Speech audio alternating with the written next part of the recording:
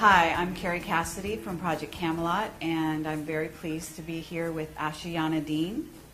And basically, I think I'm going to let you do your own introduction as to who you are and some of your background.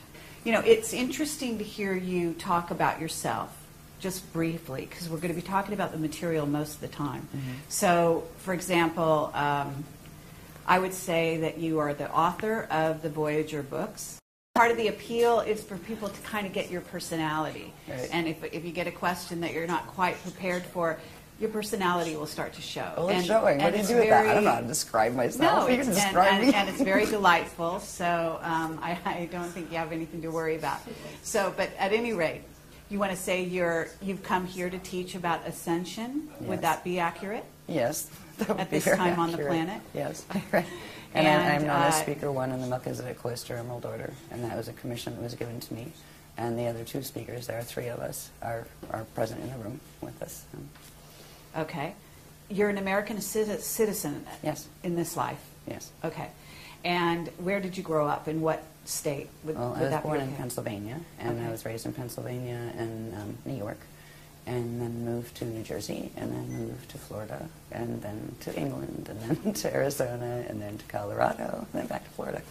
Okay, so you've been around. Yes. Okay, yes. Great. Actually, following spiritual guidance, we were asked to move. Once it was past the childhood and adolescent times, the moves were following what I was advised to do by the Guardian Alliance. Okay, wonderful. And you are in touch with what you call the Guardian Alliance. That's what they call themselves. Okay. Yes. And do you consider yourself a channeler? Because I'm aware of what it is you do, but I'm going to ask you questions that may seem wrong. Okay? And, Feel free. And so at that point you can correct me, and it's totally fine. It's not channeling. In fact, we teach against channeling because it's dangerous. It is a process of electronic data streaming that it's quite sophisticated, but it doesn't work like channeling. Channeling involves literally another entity coming in and sharing a body with you, and that is not permitted in our teachings because it can actually damage your DNA. This is an electronic data streaming called chelantic transmission, and it is literally electronic data streaming, but interdimensionally, as opposed to simply on the horizontal like we do it here. And that is the way that the Guardian Alliance communicates with me, and has since childhood. But they have also, in my younger years, I had both negative abductions with negative groups of visitors, and it was the Guardian Alliance that actually rescued me from those situations. And I learned a lot about why I had the experiences.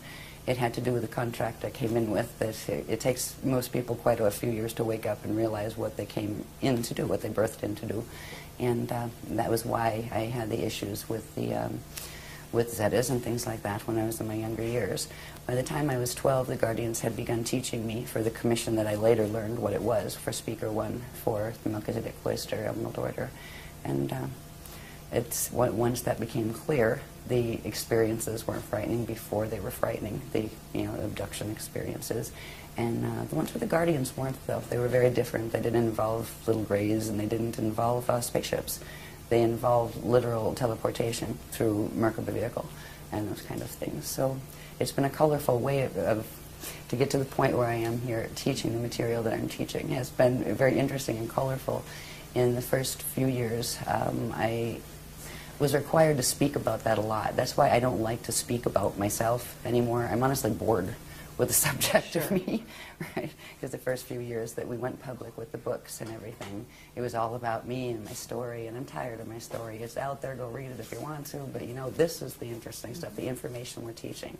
So I totally honor the fact that you've told your story many times, and it is out there, and so I do encourage people to go out and investigate her background, to watch other audio and video presentations she's done, because they're excellent, and I have watched a few of them, and I'd love to watch more. And she's an excellent speaker, and so I do encourage you to investigate if you're watching this.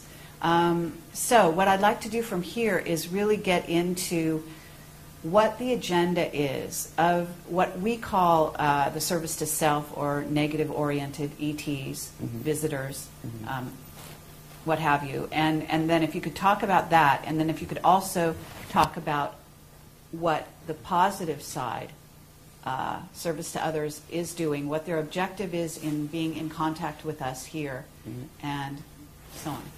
So that's where we want to go. Okay. Do we have to take the short road, or can we take the more interesting road? Let's take the interesting road. Okay. Because the interesting road, by the time we get to answering that question, will make a lot more sense. And the interesting road does have to do with some of the other questions. When we'd asked you that, just give us a few questions or something that you're planning to ask. You'd listed a couple things like, ascension mechanics, the human race and where it's going and this kind of thing. There is a way to explain this. We've been working for 10 years. Every workshop, this is our 84th coming up, and every one is new information. It's the next level of information. So the Guardian Alliance has been providing us with progressively growing teachings since the Voyagers books were out. Very, very technical teachings on ascension, on stargates, on understanding planetary stargates, galactic stargates, universal stargates, how they all work, what the process of ascension is, all of this thing. In understanding some of those things, like what is a stargate anyway, what is ascension anyway, right? In understanding some of those, it brings us to the point of where we actually are now on the planet, which explains what is going on with the visitors. It explains what their agenda is, why they're doing what they're doing, and what we can do about it, because there is a negative and positive side to this. But the picture is much bigger than most people realize. Even people in the UFO movement and people in the New Age movement, they have pieces of the story. When I found out what this story was as it progressed, because I had my cellular memory turned on for a while, I had incarnational memory since I was very small, so it was not new to me. But when the Guardians revealed progressively the scope of this drama, I was horrified at first, honestly. I was terrified, and moved past that to the point of realizing, wow, I mean, it is so tiny, the little dramas that we're worrying about here. This is much, much bigger. And the reason the information is important now, and for 10 years we hardly did any media at all. We didn't do interviews. We had a couple little interviews, and we turned down a lot of radio interviews and that kind of thing, because we wanted to kind of just fly under the radar and do our things. We do our workshops. People come to our workshops. We didn't heavily advertise them. The reason why we're coming out and speaking now is because the Guardian Alliance has asked us to. They are on now what is called Official Disclosure Protocol, because of things that are occurring. 2012 is very important, and so are the periods right after it. To coin a phrase from Anderson Cooper's show, planet in peril. Yes, to put it mildly. So if I can explain some of the things that are taking place now in a certain, it's a sequence, and you're free to interrupt at any point. Okay. Right? But it will help get a little bit to the more full understanding of what are the visitors up to, what is their agenda, and where are we at with that situation. It'll also include the information you said, what about the stargates and what are the status of those. It will show where that is. Great. And it's like the quickest sequence you can do, right? This has been 10 years worth of work. Now we can look back and see what this is all about and see where it's going. So if you don't mind, I will put a couple charts up. The first thing I would like to do, if we're going to talk about what is happening on the planet now, it does involve ascension, and ascension does involve stargates, but what is ascension anyway? There's a quick way to explain this, and it has to do with graphs. And I use graphs because, seriously, pictures paint 1,000 words. If it hadn't been, and all of these graphs are literally transmitted from the Guardian Alliance, and I take them down by hand, and because I don't have computer art skills, so they've all been done in black and white form, and then thanks to a team of volunteers, they put a lot of work into putting them into computer, finishing, so they're decent, most of them are. You can tell the ones that are still the ones I did on a photocopier, with a photocopier. But this particular diagram, and also I will qualify these by saying you're going to see diagrams that are there might have been 50 diagrams in that series explaining every piece of how that worked, what it is, the structure of it, and all of this. I'm just going to show certain diagrams that will show structure, because structure is important. Science here is getting into quantum physics and all of those things, and maybe there's dark matter and all these wonderful maybes. There is a whole order of these things. Yes, there's dark matter. Yes, quantum physics are real, but they have no idea the structures that are involved. This is not a haphazard cosmos or universe. Some of these things, if you're going to understand what ascension is, you need to understand what context it's happening in, and that's why the Guardians gave us the context in the first place. In the early days, they taught us about 15-dimensional physics, and that's not meaning there's only 15 dimensions. Dimensions run in sets of 15, and there are many, many, many different sets of 15-dimensional matrices that have a particular order that form galaxies, universes, cosmoses, plural. It is a multi-cosmos, not just a multiverse. Now, when you think of ascension and stargates that you ascend through, it implies there is an order of stargates within these greater structures. So I will show you this diagram Let me first. ask you where the diagrams came from. In other words, are you getting, you say you're getting this sort of a data stream electronically, and when you say that, I am assuming that you're visualizing, maybe you're getting a visualization. No, I just see them. Okay. Yeah. And then how do you transfer them onto the paper? How do you draw them? Really? Okay. I'm known as the whiteout queen. Because a lot of times they'll come down, like one diagram like this, that's all like, looks like a single thing. There'll be like 6 different images on it. Wow. And like 20 different layers. Okay. And I call it a pullback process, where the whole big thing comes down in one data stream that it might take me like 6 hours just focused completely on one, getting it all down. And that's even without the words and labels and arrows and stuff. That's just getting the shapes and structure. Then we'll pull them out, right? Where I'll make photocopies and white out that part, and then you get that one, white out this part, then you have that one, and you might have like a series of 10 of them out of the one that came in. So it's almost like what do they call those files where they condense everything? Zip file, yeah. So it comes in like a zip file, and when it opens, there's a lot of heat involved, actually. You can feel the DNA activation. It comes through, the chakras activate, and there's like this heat field around me when it's coming through. Or sometimes, depending on the line, because there's different lines, different ones, different levels of the Guardian Alliance communicate, from different places, and some of the lines come in cold, like shiver, some of them come in hot. Okay. So some of them carry the images, and that's where the images are coming from. And at this point, there are thousands of them. There are thousands of intricate diagrams that come in this way. That's great. All right. This one, for instance, this is part of a huge series now, and this is a very simple one. As you'll see in some later ones, it grows. If we can think of this, I wanted to use this as a very simple way to explain what ascension is. Ascension is about evolution. It's actually about re-evolution. The Guardians refer to it as re-evolutionary determinism. Yes, there is a predetermined framework of creation within which creation occurs, but you have free will within that framework. And you start out as part of the whole. They refer to it as the God Source consciousness field. And from that place, you can enter into material experience that is all taking place within that God Source consciousness field. There is no place outside of God. All of this takes place within the body of the consciousness of God Source. They consider the structures in which and through which matter materializes and forms and identities individuate. They consider that part of the manifest body of God Source, and they're talking about the cosmoses being the manifest body. And there is a field of just pure cognition that is beyond that. It is eternal, it is always aware. Time as we know it in linear form is just not a reality there, but it's understood as an experiential quality within the framework of materialization. So in that context of understanding a little bit about how we look at God and the concept of God, yes, there is one. It's not some big father dude on with a big white beard that's going to send you to hell if you're bad, right?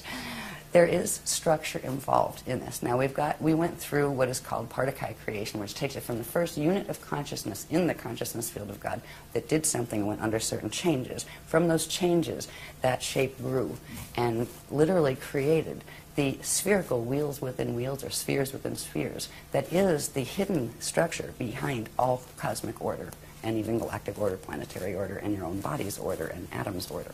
So this, if you think of it as just an example of a cosmos, all right, you have a center point, right, and you have a sphere. Where you see circles are actually spheres of energy. All right, you have one sphere, two sphere, and a third one in the center, the smaller ones, and then lots of these little ones in the center.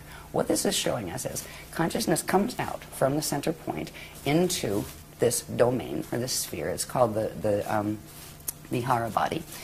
And first it individuates into the two larger spheres, and they individuate into sets, and this all happens at the same time, right? Expands outward.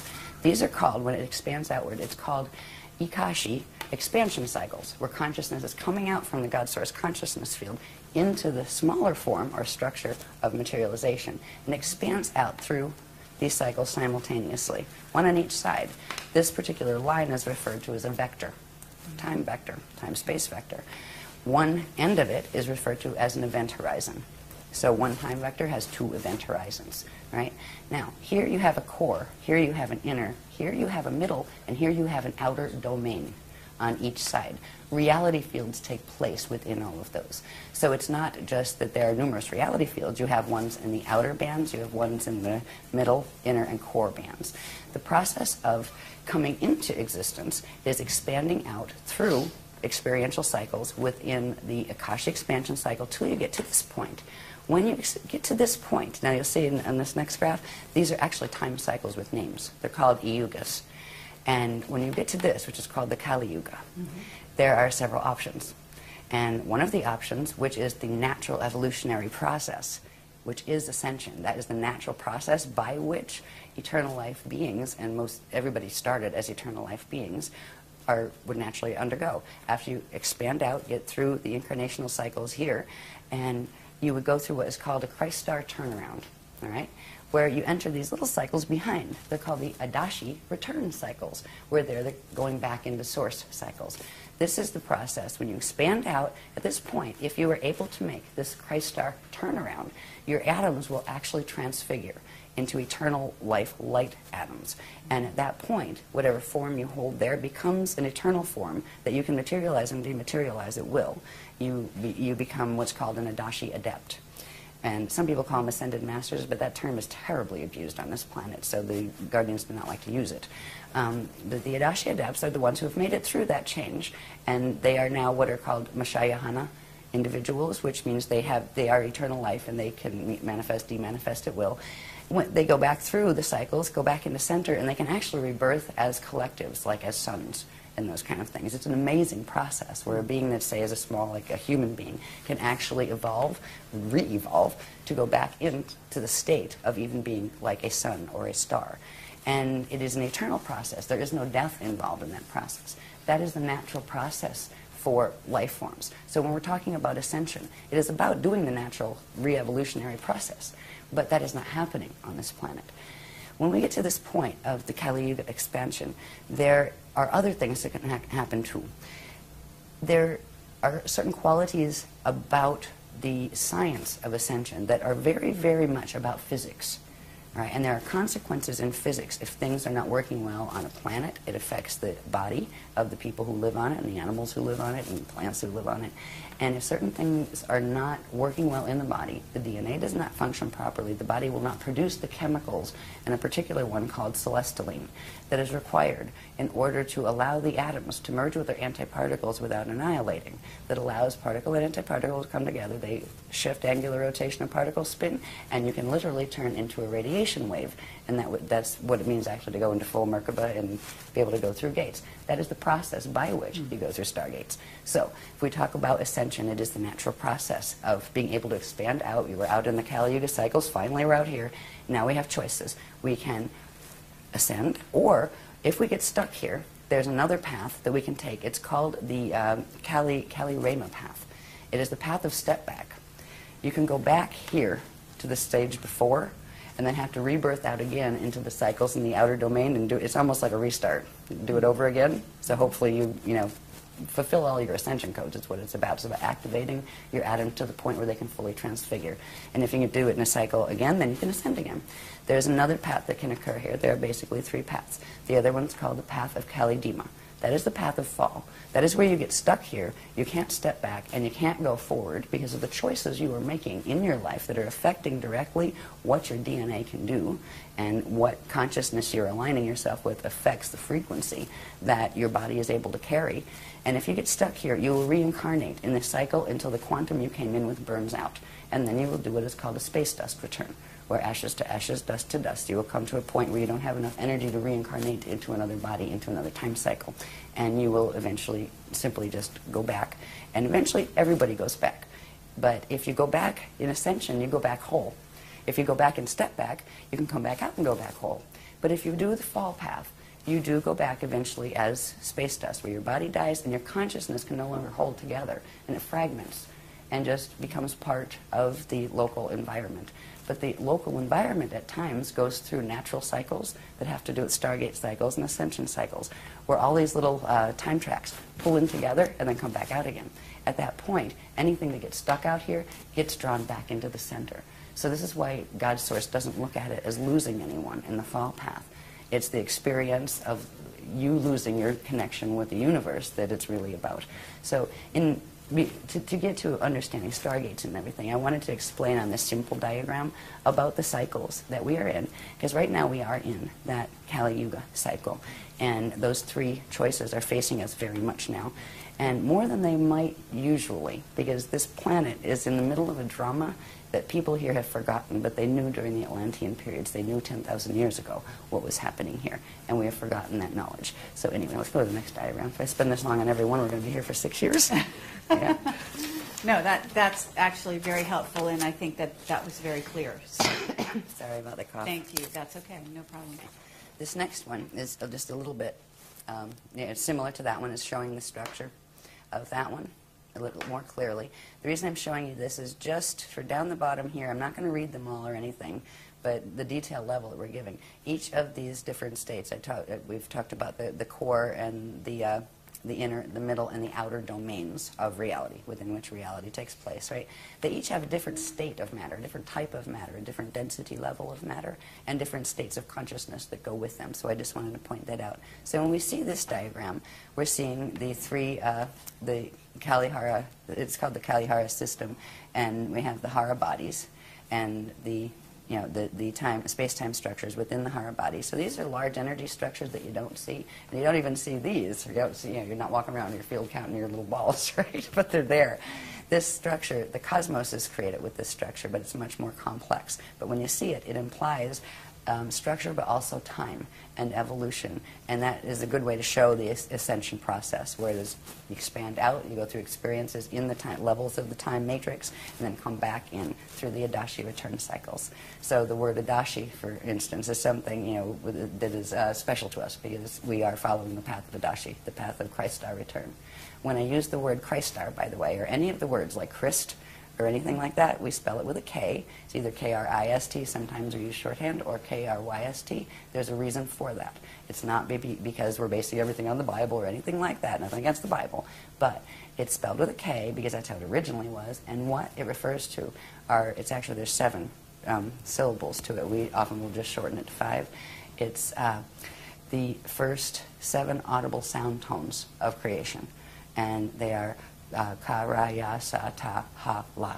And we also often just shorten it to, ka, ya, ra, sa, ta, Christ, right? So that's where we use the word Christ. It has to do with the sound tones, the vibrations, the first audible sound tones when we get into first particle creation. Before all these structures occur in the cosmos, there are certain things that happen on a very, very, very nano-micro level that the first what would be audible sounds or audible vibrations, and that is why we use that word Christ. So that's where it's coming from. It's not saying, we're Christian, that's which means we're not this and we're not that and we're not the other thing. It's something that belongs to everyone, in every language. So anyway, that's just another version of showing the same structure. This is part of a much larger structure and has to do with stargates. So we'll go, because what the drama that's happening on the planet now with the visitors and all of that has to do with stargates. It has to do with ascension, but it has to do with stargates too, and who's fighting over them. So the next diagram, this is called the Illumeridana spirit body. And the reason I'm going to show you the spirit body structure, this is a diagram that has many purposes, but if you remember that last diagram, this one is a bit more detailed. It is still showing structure. This is a simplified, and each one of these pieces and flows and all of the different elements of this have been analyzed. There's like 100 graphs to this sequence. What it comes with is the structure that is referred to as the Illumeridana spirit body, which is different than your light body structure, different than your atomic bodies. Yeah, it's part of that structure. The cosmos has this too.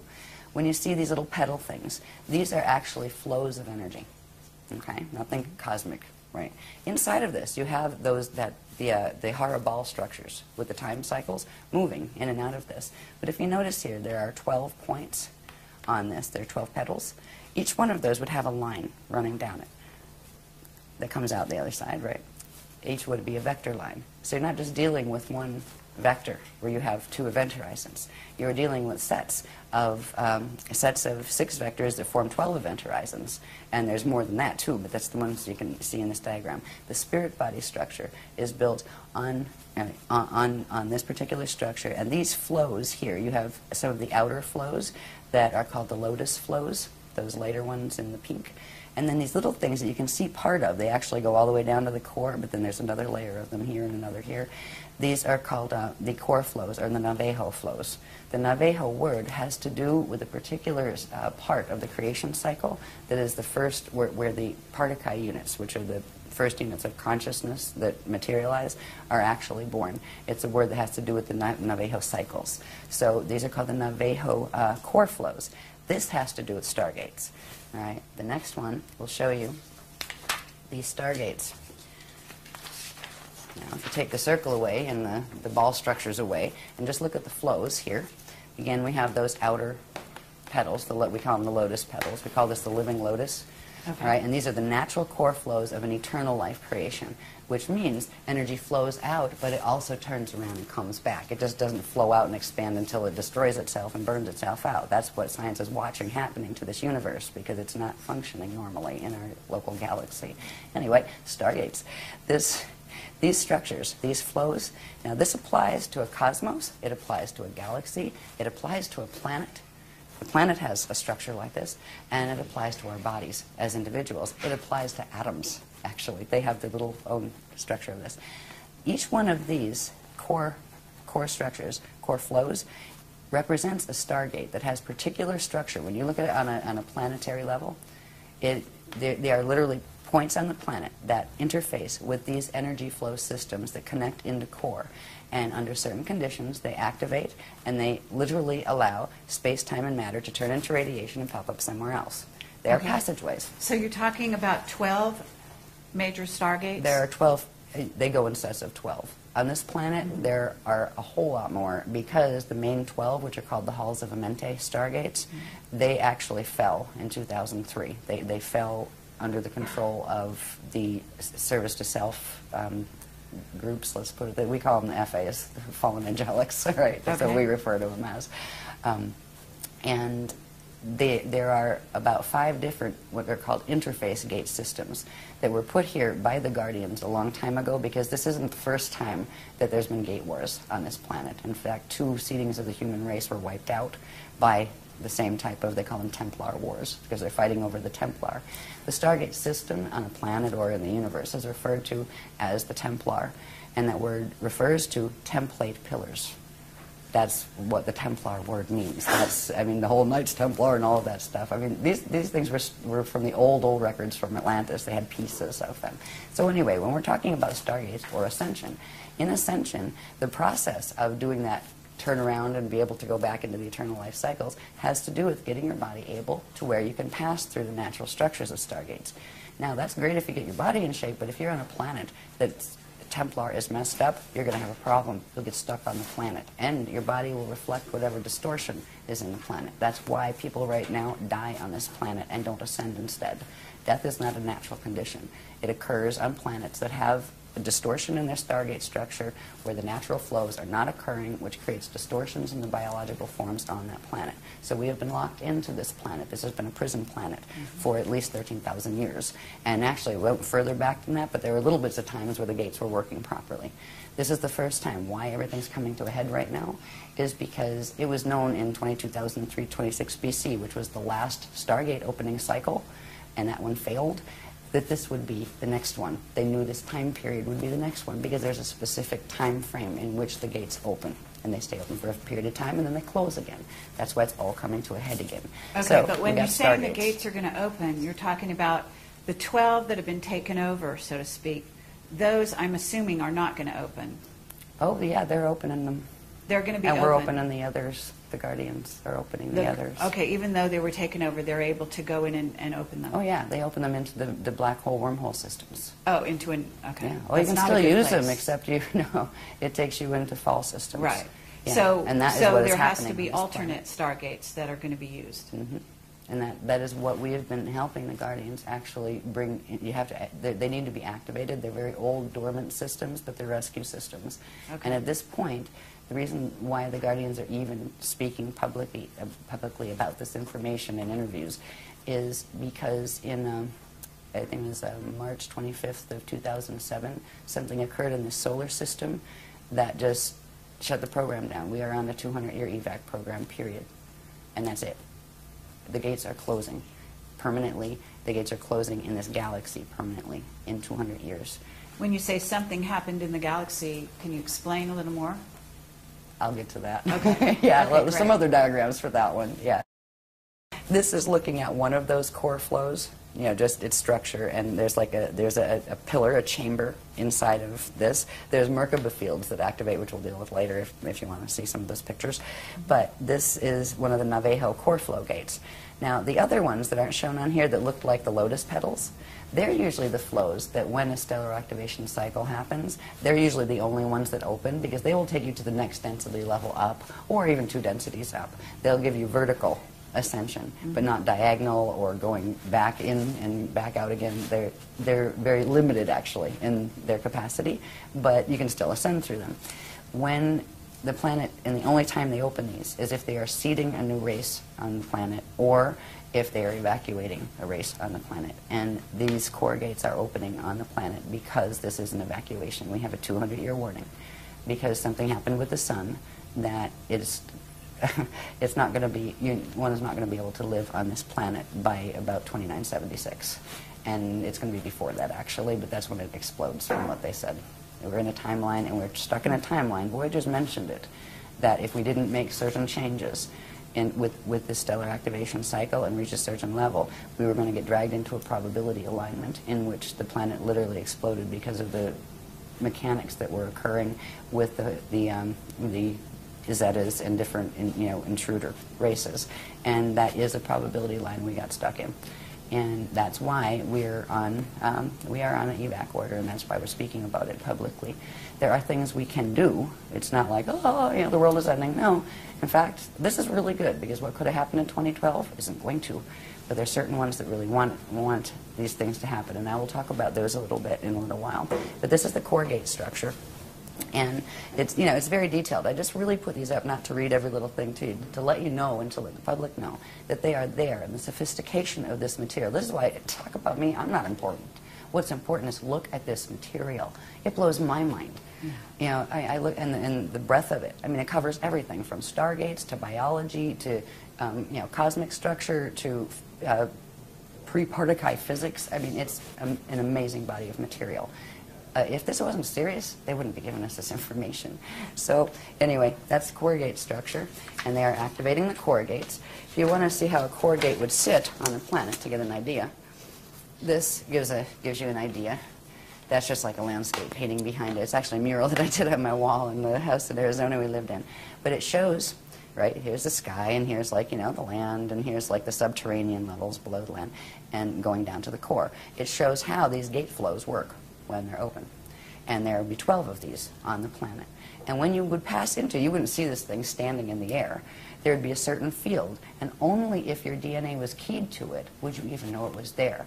If your DNA was not activated to be in a co-resonant energy form with that structure, you'd walk right through it, past it, not even know it was there, and you'd still be in the same place. But if you have certain things activated in the body, in the DNA template, in the light body, in the spirit body structure, etc., in your anatomy, you would be able to see it, and you would know where to stand in it, and you would know what to do and how to breathe, and you could use it and go in ascension.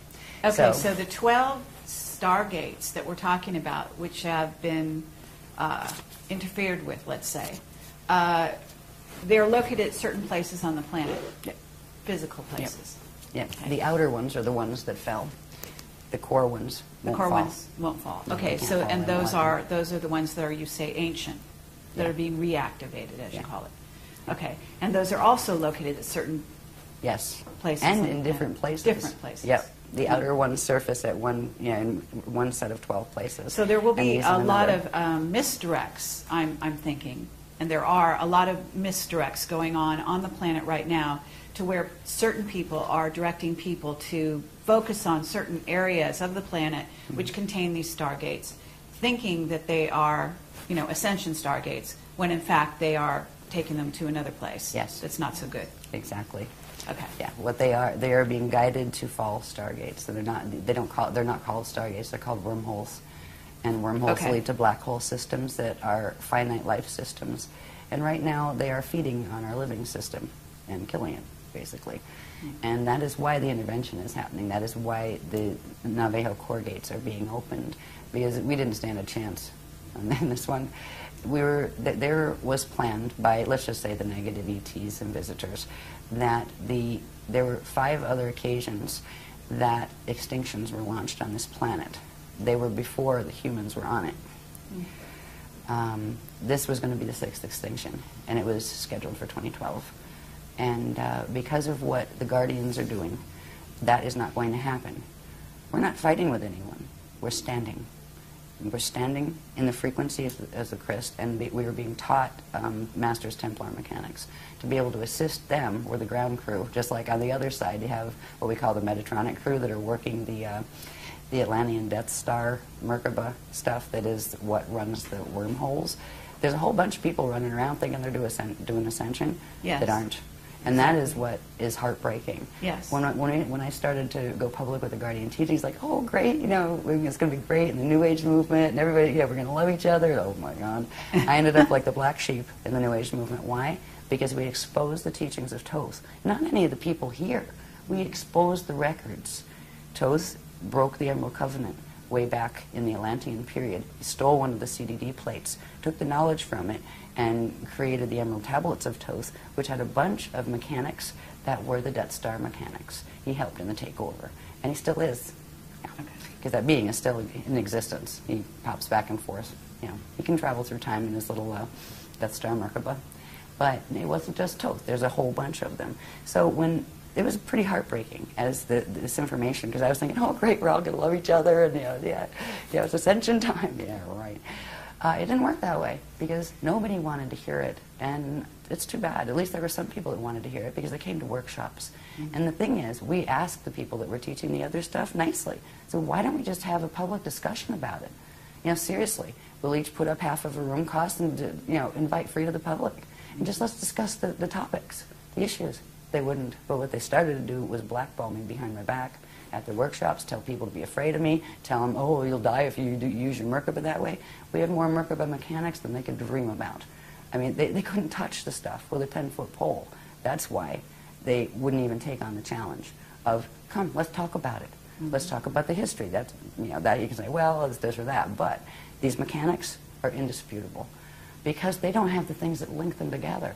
The Guardians showed us all of these different things, sacred geometry, how it fit, not just, oh, here it's a this. What is a that? What does it mean? How does it connect to the cosmos? They showed cosmic structure in order to show how it's supposed to work, and then they showed where the distortions they're teaching fit and what they do to pervert it. So it's been very intense since we came out with the work, and it hasn't changed. But there's a group of us that just resonate with this and go, wow. Yeah, just, wow, okay, no problem. Like, well, that's one of the reasons I'm here. And, I'm aware of the distortions out there. I'm aware of the attacks and so on and so forth. And, again, I have to say that people need to really go into their hearts. They need to use their heart and their intelligence to discern what resonates. And we're presenting this as what resonates, I'm going to say personally with me, but also with what I think people need to be aware of, and then they make their own decision. We've got plenty of the other side of information out there, and I think it's time that we hear from this side.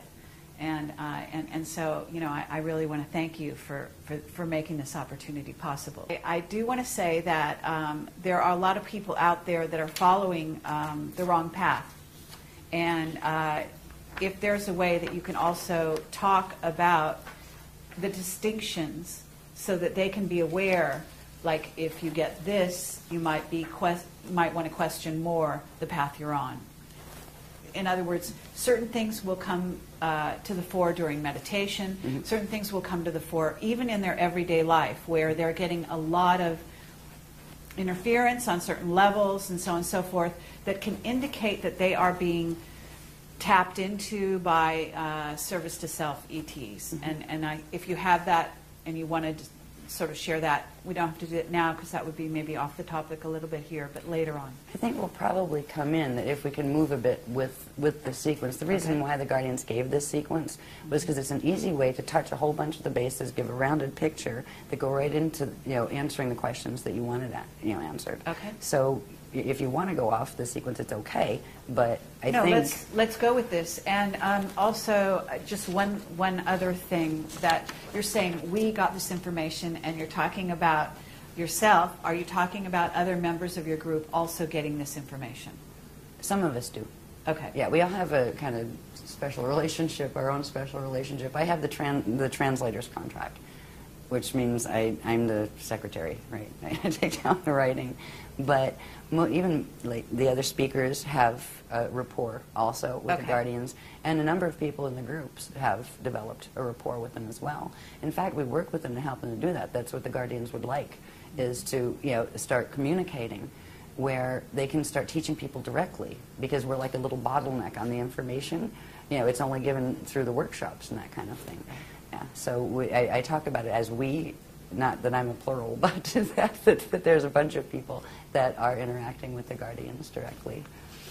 I'll just go really quick on these, and I guess there's another point I want to get to. That we can pop through these, but I want to bring something up that's very important. As far as telling the difference between some of the teachings, too, this in general is just showing basic Stargate structure, like how they work. When you have the core gates we saw before, these are what happen when you have those other flows that happen, the lotus petal flows. When you have a Stargate area, you have two vortices of energy, one electrical, one magnetic, and when they activate in the center, they come together, and one goes down, one goes up, and they form what's called a Biveka Merkaba field. All right, and that Merkaba field is, well, what does it mean? Moving light body, Merkaba, right? The Merkaba field is the field that actually, if it's around you, if it's a natural one that occurs around you, it's also occurring within you, and that is what allows your atoms to bond with their antiparticle and transmute and transfigure so they can go through gates. So this is basic Stargate structure as far as the Amente gates were structured on this structure and those kind of things. There's more to that. There's the Merkaba part.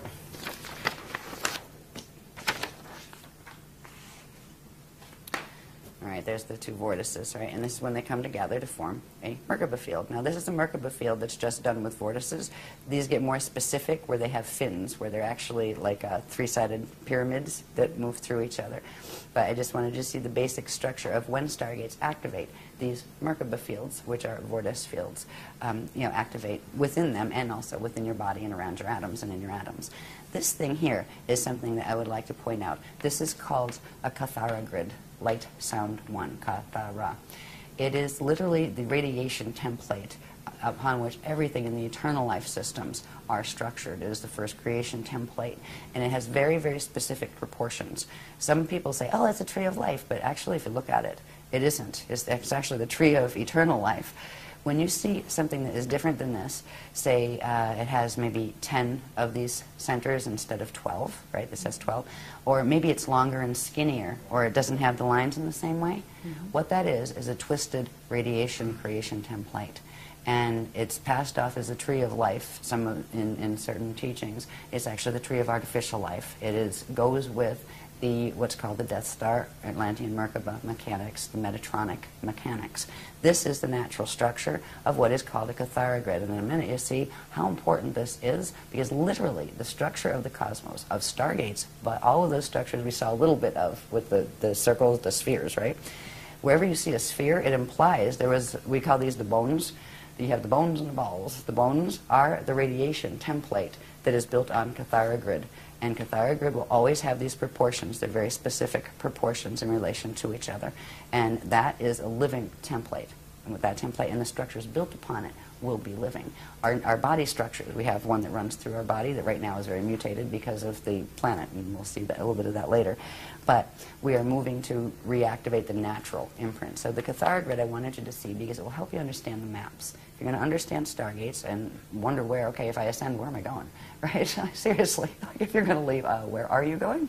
Do you even have a clue as to what the choices are? Like, they've shown us where these maps go. This is the beginning of understanding maps.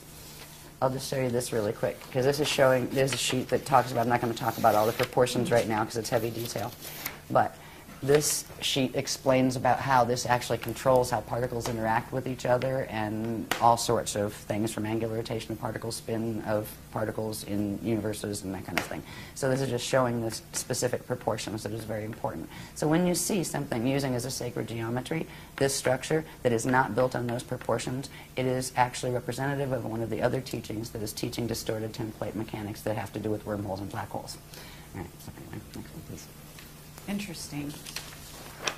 Yeah. The more this came out, the more horrified I was. I really was. I was like, oh my God, please, you know, I don't want to have to talk about this, right? It was very hard. Now at this point, I have to have a sense of humor about it. You know, where it's, okay, so I am the pariah of the New Age movement, whatever. Somebody has got to let people know about this. That's why I still do, because it makes more sense than the other stuff that's being taught. And there's so much love in these teachings and in caring about people enough. Like, okay, so you might be mad at me because you liked that paradigm over there, and I just kind of don't mean to be a whistleblower, but if you're hurting yourself with that Merkaba, maybe you should not do that, you know? Anyway, go back on this. Sorry. This is showing simply, remember that little Cathara grid structure, right? Well, here's one. Here's another. These cluster, all right? These are radiation templates that cluster to form very complex structures. This particular structure we call the Stairway to Heaven, all right? One of these Cathara grid structures would hold 4 density levels of our local universe, all right? Let's say the Milky Way galaxy, but there's actually more to it than the Milky Way. So that would be like our local universe. It actually includes Milky Way and Andromeda M31 galaxy, all right? And it's connected to another one. The one at this angle, 90 degrees to it, would be considered as parallel. It also has a light field that goes with it. So these are intricate structures that are formed from these templates. And where you see these structures, these are the bones again. You will have spheres of energy and spheres within spheres built upon them. So there are various levels. These are called the Veka systems, and 4 Vekas come together, and at the center an Eka system forms. And the Eka systems form a cluster, and they form what's called an Akasha system. Then there's an Akasha A system and Akasha Aya system, and they all form this big cluster that's called the Yukatarista body. The Yukatarista body is one cosmic creation body. Now, our own personal anatomy has these levels to it. All right, they connect to those levels of the cosmos that we were born into. And full ascension is actually turning back on in our atomic structure all of the frequencies involved with all of those spaces. So we're down here in the Veka worlds. The next thing is we have to move up into the Eka, and then from the Eka, this is the long way to ascend, by the way. That's when the gates are working well. So the normal way for ascension would be you would work your way through re-evolution through the Veka system up the densities. We're in density 1 here, we'd work up to density 4, then we'd go to the Eka level, and you're growing and getting lighter, and your matter's less dense, and you're getting more control over it, and you're getting more consciousness, you know, more God consciousness and that kind of thing. And then you would work to the Akasha level, and then you would work to the Akasha A level, and then the Akasha A level until you got up here. At any one of those points, you could experience the Christ star turnaround, and it would take you to the next level, right? Then there's the quick way to ascend, when it's an evac. There's an evac situation, and that's what we have, where these are called harmonic gate systems. It implies that it's built on a system of dimensional harmonics, which means you have to take them in sequence harmonically, one by one. It's the slow train, right? There's something called the transharmonic continuum that actually runs between them. It requires a very specialized type of Merkaba vehicle and accelerations in the light body and spirit body anatomy to be able to do it. But those core gates, which are also the Navajo gates, they're also called the spanner gates, they are able to do that. They are transharmonic, where they can actually jump the scale. So you could jump from here to here, or from here, you know, to there. So you can move, you have more liberty of where you can go in ascension when you ascend. You're able to actually, you become a time jumper, basically. Instead of just a straight, ascension the hard way, you can go boing, boing, boing, boing, that kind of thing. So that is the system we're working on, because at this point, all of the natural structures of the outer gates have been damaged. The Amenti gates are damaged. We are stuck down here. And the same thing is happening through the Milky Way. It's not just here. It's not just in our solar system. Our solar system is a mess, but the Milky Way is a mess too. That black hole at the center, that's not an accident. That was done on purpose. That was done 360 billion years ago. Milky Way actually used to be a part of the Andromeda Galaxy. And it was literally forced into what is called fall. And now there's many light years between them, at least a couple. I forget how many light years were between them, 2 million light years, something like that. But they were once one. That is actually our home galaxy, the Andromeda M31. But right now we're in the Milky Way, which is a fallen random part of it. And there's still, it wasn't a full fall system until recently, when certain changes occurred that mean the quantum of energy going into the negative fall path is larger than the one pulling back the other way. And at that point, it's a galactic evac where they're pulling out the ones who can still go. The consciousness that can still follow the ascension path is being evacuated out, because the gates will close. Once they close and the system falls, that system won't immediately blow up or anything. It will have a finite lifespan. It no longer has the direct currents coming in, the inflow of currents coming in from the larger structure of space-time and source. So it becomes a finite system that feeds on itself until it eats up its own quantum, and then it implodes and goes back as space dust. So we are at a crossroads, a huge crossroads right now. We are on a planet that is going in the fall direction, but this planet's actually going to take that path I mentioned, the step-back path, but that requires losing its body, and it's going to do that. Not while we're on it, but that is what we're headed for. But right now we have 200 years before these gates close in the Milky Way galaxy, and that includes here. So this is why they're giving the advanced ascension teachings now. And that's why crazy people like me come out and talk about them with the vocabulary, because we could use a dictionary on this. No, I mean, I expect people, it's good if they go, what did she talk about there? I don't get it, or go investigate. You see, right. We're not here to answer all their questions, actually. Okay, well, I don't mind. Investigation is getting involved. Right. And if they get involved, they learn, and then it becomes part of them. Yeah. So when we see the structures, when I'm showing things like the structures, these are structures that are not known out here yet. They have words that describe them. They have names for that structure. That's a Hara body, or that's a Yukatarista body, right? Or that's a Veka, and that's an Eka. These are part of the actual templates of the layers of creation, going all the way back up into expansion into God's source consciousness field. They are the literal bones of our space-time orientation. So they are time references. When I talk about a Veka system, that is down here, closer to where we are in a Veka system, right? When you get up to the next level of ascension, there is the Eka system, which is at the core of 4 Vekas. Then you get up from there, and you have what's called an Akasha system, which has a set of all the smaller ones inside of it, right? And then an Akasha A system, and then you go into the Yukatarista system, which is really, they are words to describe things that make perfect sense, to the people who are describing them, the guardians. Sure. They're words in the ancient, what's called Anahazi language, which was the first spoken language in this time matrix. So a lot of the language that is used, that it's like, what is that? It's translations from those languages. Okay, does Anahazi relate to Anasazi? Actually, it does. Okay. The Anasazi were connected to the guardians. Actually. So did they ascend? Is that why they disappeared?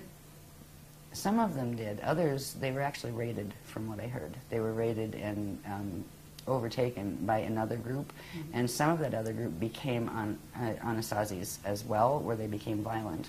And the original ones weren't like that, and yes, some of them were evacs locally, is what I heard.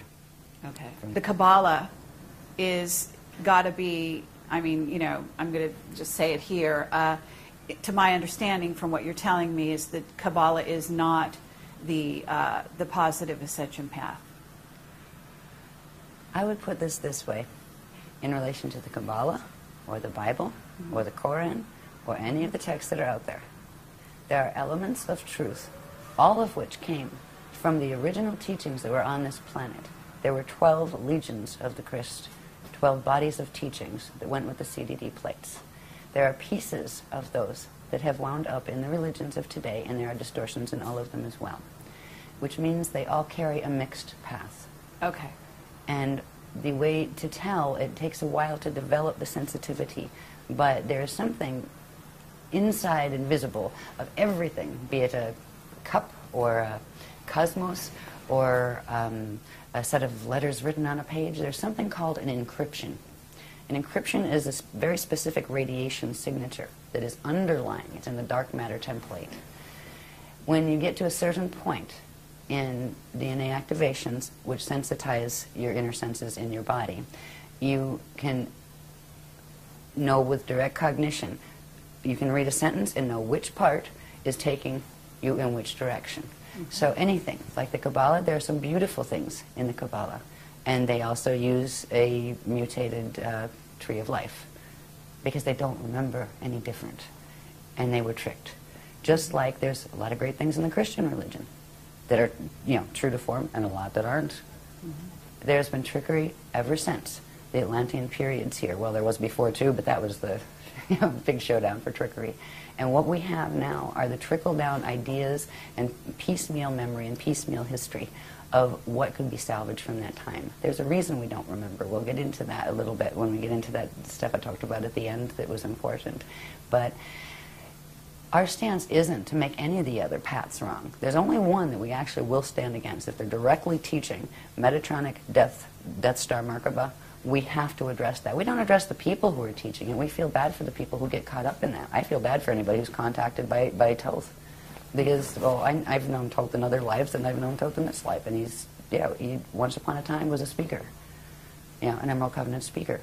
And he broke the Emerald Covenant, and he decided to go with the Anunnaki races and go into a fall path and stole the technologies. And part of what he did is why this planet is going in the path it is now. So it isn't the people that, we don't blame the teachers of those things, or the people listening to channels and they don't know what the heck they're listening to. I mean, right, it's cute and it's fun and it's lovely, and right, check its resume. But how do you? We're any of the religions, any of the New Age or the Old Age religions, there's good and there's not good in both of them. And it's almost like you need to feel out and to feel what works right for you.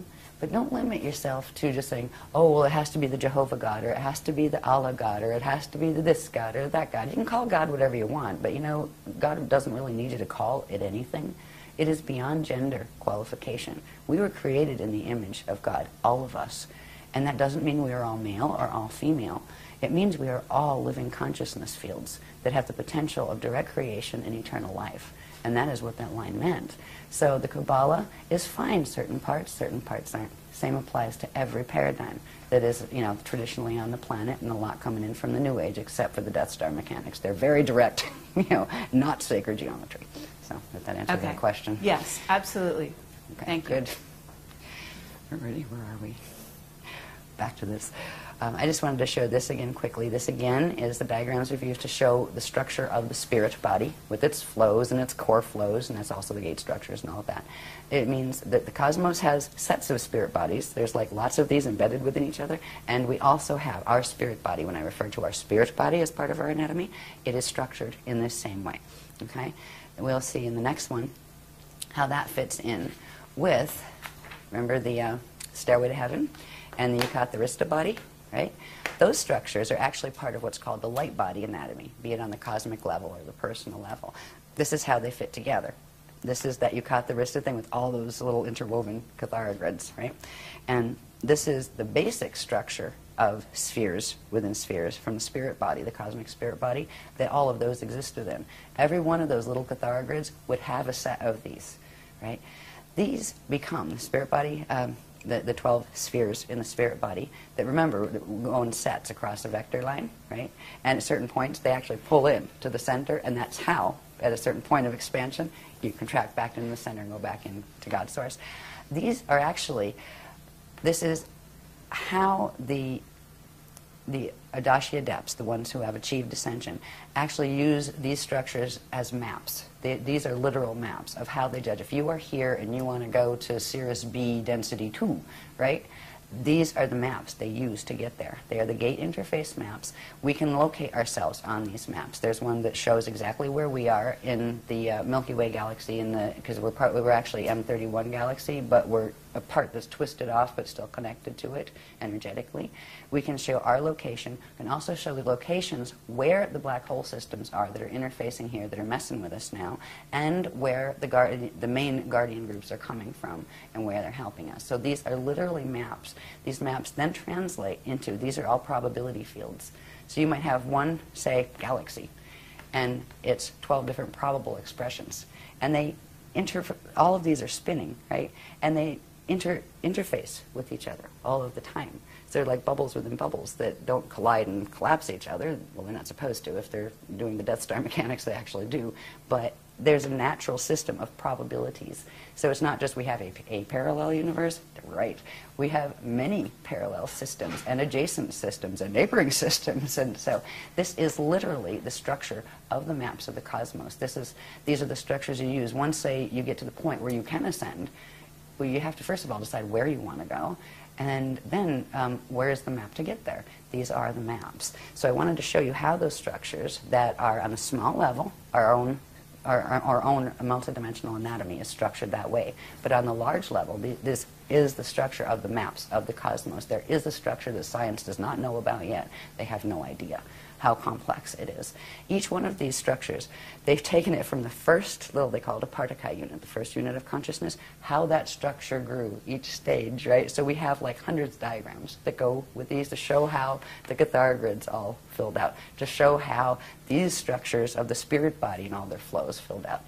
Inside of the spirit body flows, which isn't on this one, you'll actually find where what is called the Hall of Records exists, what it is, the Akashic record, all of that thing. It's part of this anatomy structure. The planet has one, the solar system has one, the galaxy has one, etc.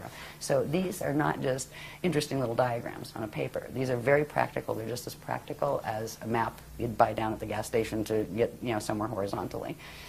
Next one, okay, please. and isn't it true that we also have 12 incarnational bodies that have incarnated simultaneously that mirror the same pattern there? 1,728 Okay. simultaneous. Your existence implies the 1,727 others Okay. that are you. Okay, different but forms. there is something to do with the 12. Yes, they're sets of 12. Okay. Yeah. Yeah, you have your first 12, then you have, well, it basically, it has to do with the density levels. We're in density 1 down here. Density 2, and you have your incarnate identity here. You would have a set of 12 incarnates. And if you put those 12 back up to density 2, you would have one soul, right? That is your soul, your density 2 level of identity. Now, that one soul would be a group of, 11 others. It's part of a set of 12. Sure. And you pull all those together, come up to density 3, and that's where you are an oversoul. And that oversoul is a part of a group of 12 oversouls that you pull it up to density 4 is an avatar. And then you have a group of 12 avatars, pull it up to density 5, and then you would have your Rishi identity, which is your fully formed Veka level identity to come into the densities down here. But there's other levels of identity that go up beyond the 15-dimensional system. Those 5 densities that I just talked about each have 3 dimensions. So there's your 15-dimensional stack right there in one time system. So does that help? Yes, yes, that's and great. 12s. 12s, Yes. many 12s. Yep. This is just a real quick glimpse to show that these time cycles that we've talked about in relation to these structures, they are quite specific. These were given as far as time frames.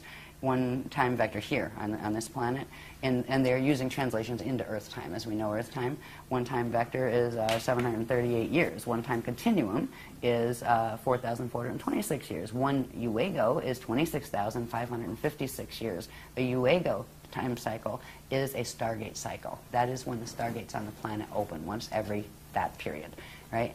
Right now it's distorted into what are called the false Yuga cycles, and we'll show you what that is at the end. But these go all the way up. There's galactic levels, there's universal levels, and these are the structure of time and how it works, and that yes, you can take it right into periods of time. It is because we are in a stellar activation cycle right now, and the last one was 26,556 years ago, and it failed. The gates did not open. They had to be shut closed because we got raided. That was called the Iani Massacre period, where it was there was a lot of ships mowing people down, actually, in that one. Okay. Beam ships. And was this, we're not talking about Atlantis here, we're talking prior? There were several phases of Atlantis. Okay. All right, the last phase of it, the last pieces of it went under in 9558 BC, but way before that, there was Atlantis. There was in seeding 1, there was an Atlantis. In seeding 2, there was an Atlantis. And on Terra, there was an Atlantis. That's where it all came from. And a Lemuria. We had Lemuria, Lumania. There were different spellings of the names, but they were the same places and the same soul groups inhabiting them. Yeah.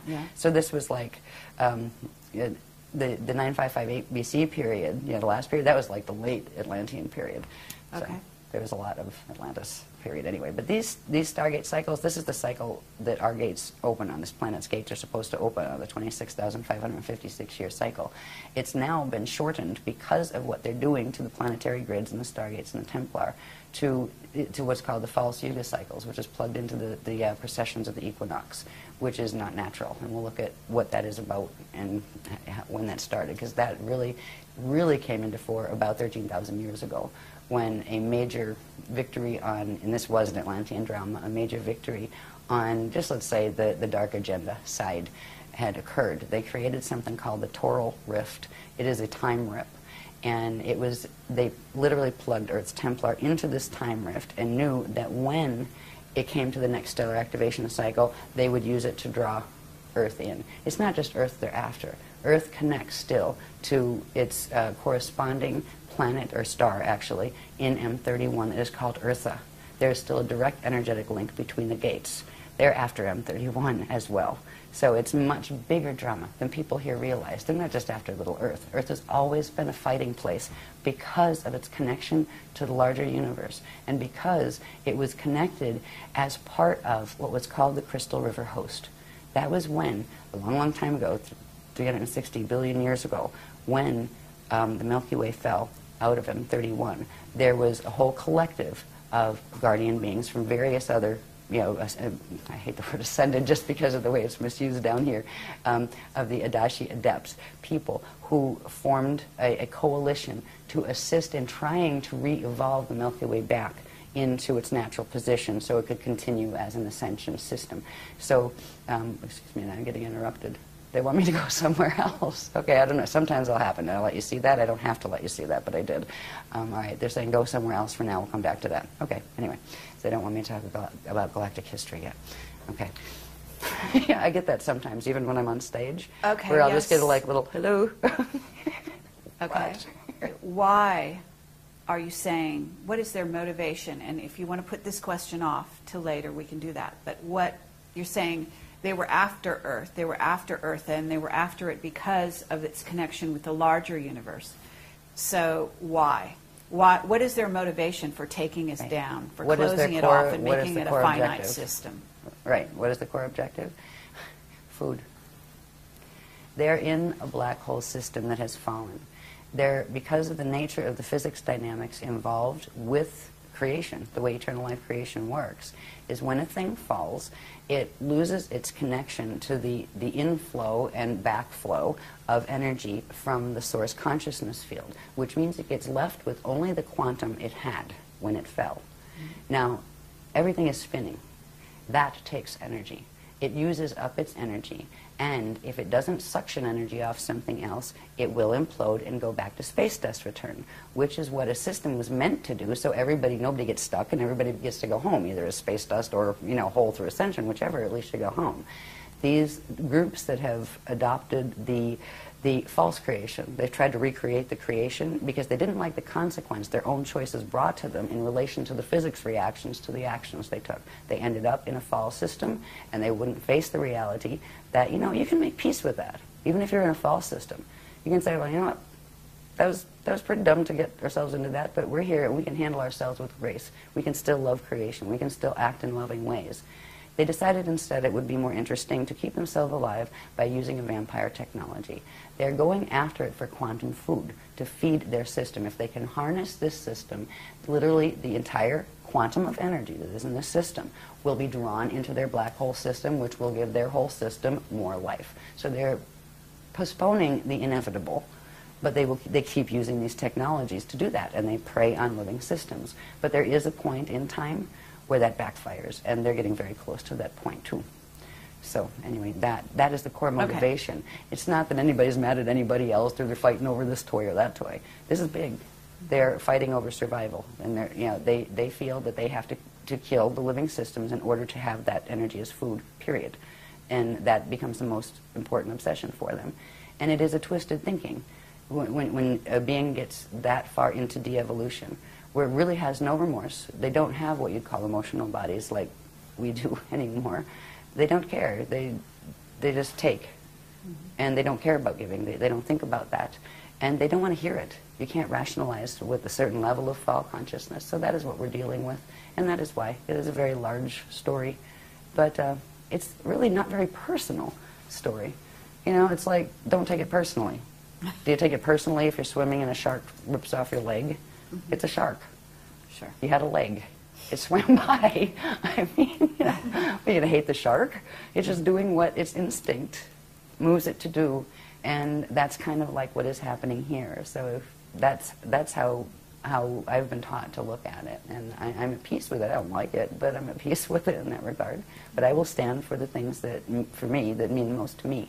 And I believe in the loving creator God source field, and I believe in being fair to people, and I believe in telling the truth even if it's hard, and I believe in facing the truth even if you'd rather pretend it wasn't there, and dealing with it and taking it forward from there. So anyway, those consciousness don't think like that. But that's what it means for me when I say, you know, we stand in the Christ. That's what it means. It's not fighting with these beings. You know, I mean, you can do that, but they're just engaging your energy anyway. But we do have to stand and work the gates here. Somebody has got to take care of the remaining gate potentials here so that consciousness can evacuate out within the next 200 years that is going on the upward swing. So, is that good enough? Okay, yeah. Very good. Tangents. So this is just showing the time, like there are literal translations into Earth time.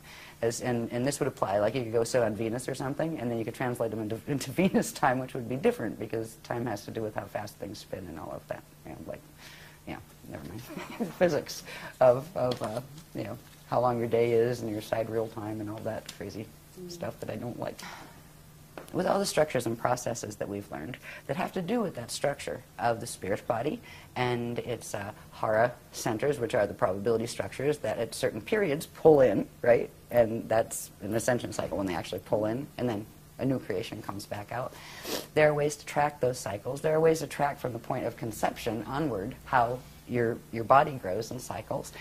And there are also ways to track an evacuation cycle, and they all can use this diagram. This diagram has to do with octants and specific ways the energy is divided up and within those structures that we've looked at. And this is just showing, it's called the load-out schedule from 2008 to 333 AD cycle. Now, it doesn't mean we get this, the gates are going to be open here till 333 AD. They're going to close over here in 2230. That is when the gate systems here close. But this is actually showing that, okay, once you get through here, there's certain stages. We made it through what was called the Kalihara celebration. We called it a celebration at the time. After certain things happened in 2007, as we moved into 2008, if we did not hit on this planet a certain level of core vibration, we would have gone into fall right there. We would not have been able to hold a host. All the gates would have shut except the fall gates, and we would have all been stuck, and it would have, well, we'd all been extinct in 2012. That was the other side's plan.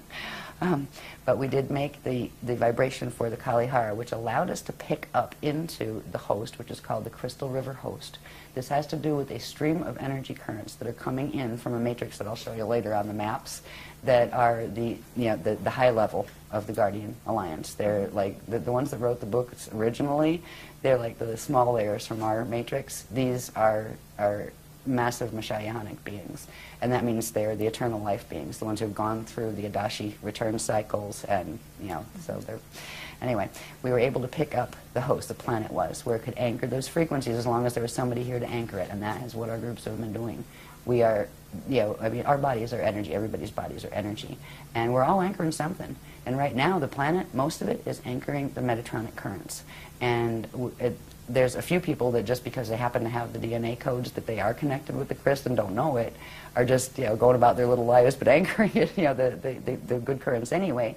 But there are, I'm not aware of any other groups that are working at all with the Christic energies as far as the grid works they're doing. So we go around and we do grid work, and very specific grid work. You see these type of diagrams? Well, when we go to do like grid work someplace, we know what a vortice is, right? We know where to go. We know this information. We don't just go play like a planetary guardian like a lot of people do, unfortunately.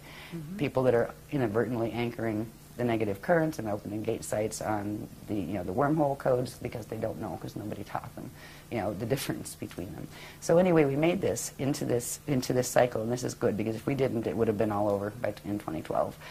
But we passed the Kalihara cycle. We're in this cycle period right here, right now, which we haven't come to the center point yet.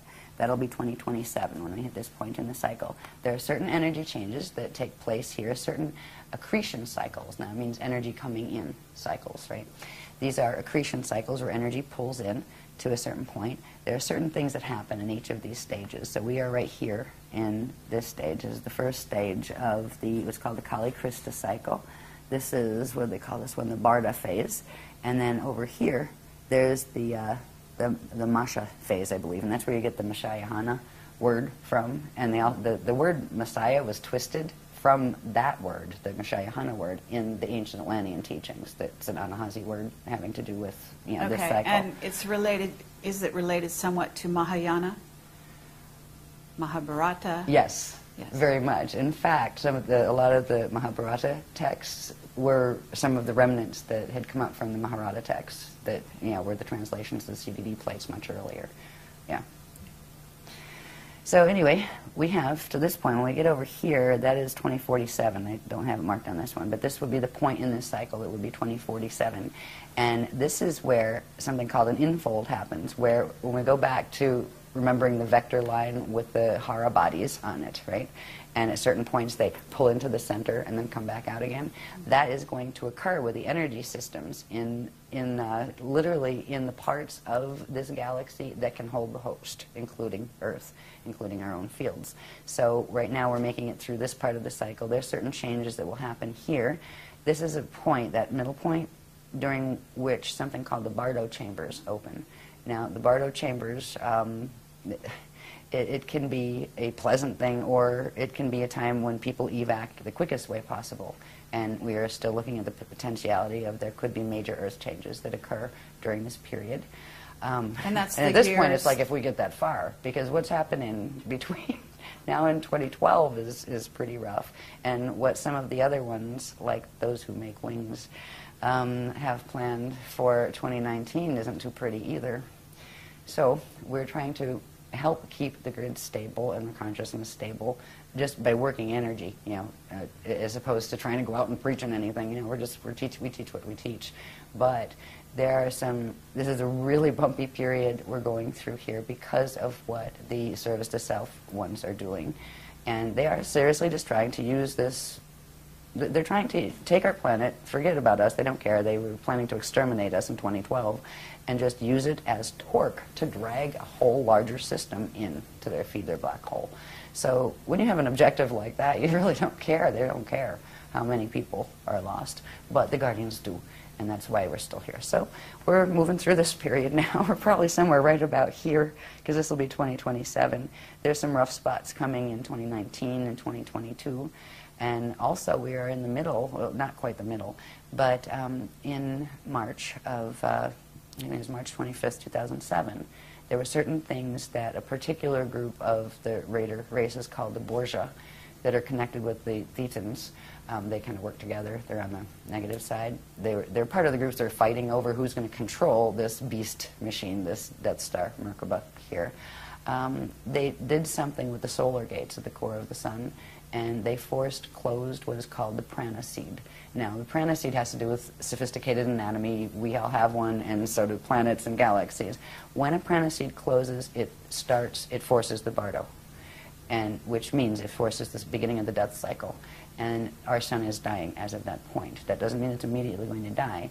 There are 15 layers of the dark matter template called the Rasha body that need to separate from the physical matter body. That will be done in 2022. Now, there is a gamma burst that is released, and right now it's being buffered every time one of those, they call them ring waves, solar ring waves, releases. And they will get stronger as it goes into the higher levels of the rings, the higher numbers of those 15.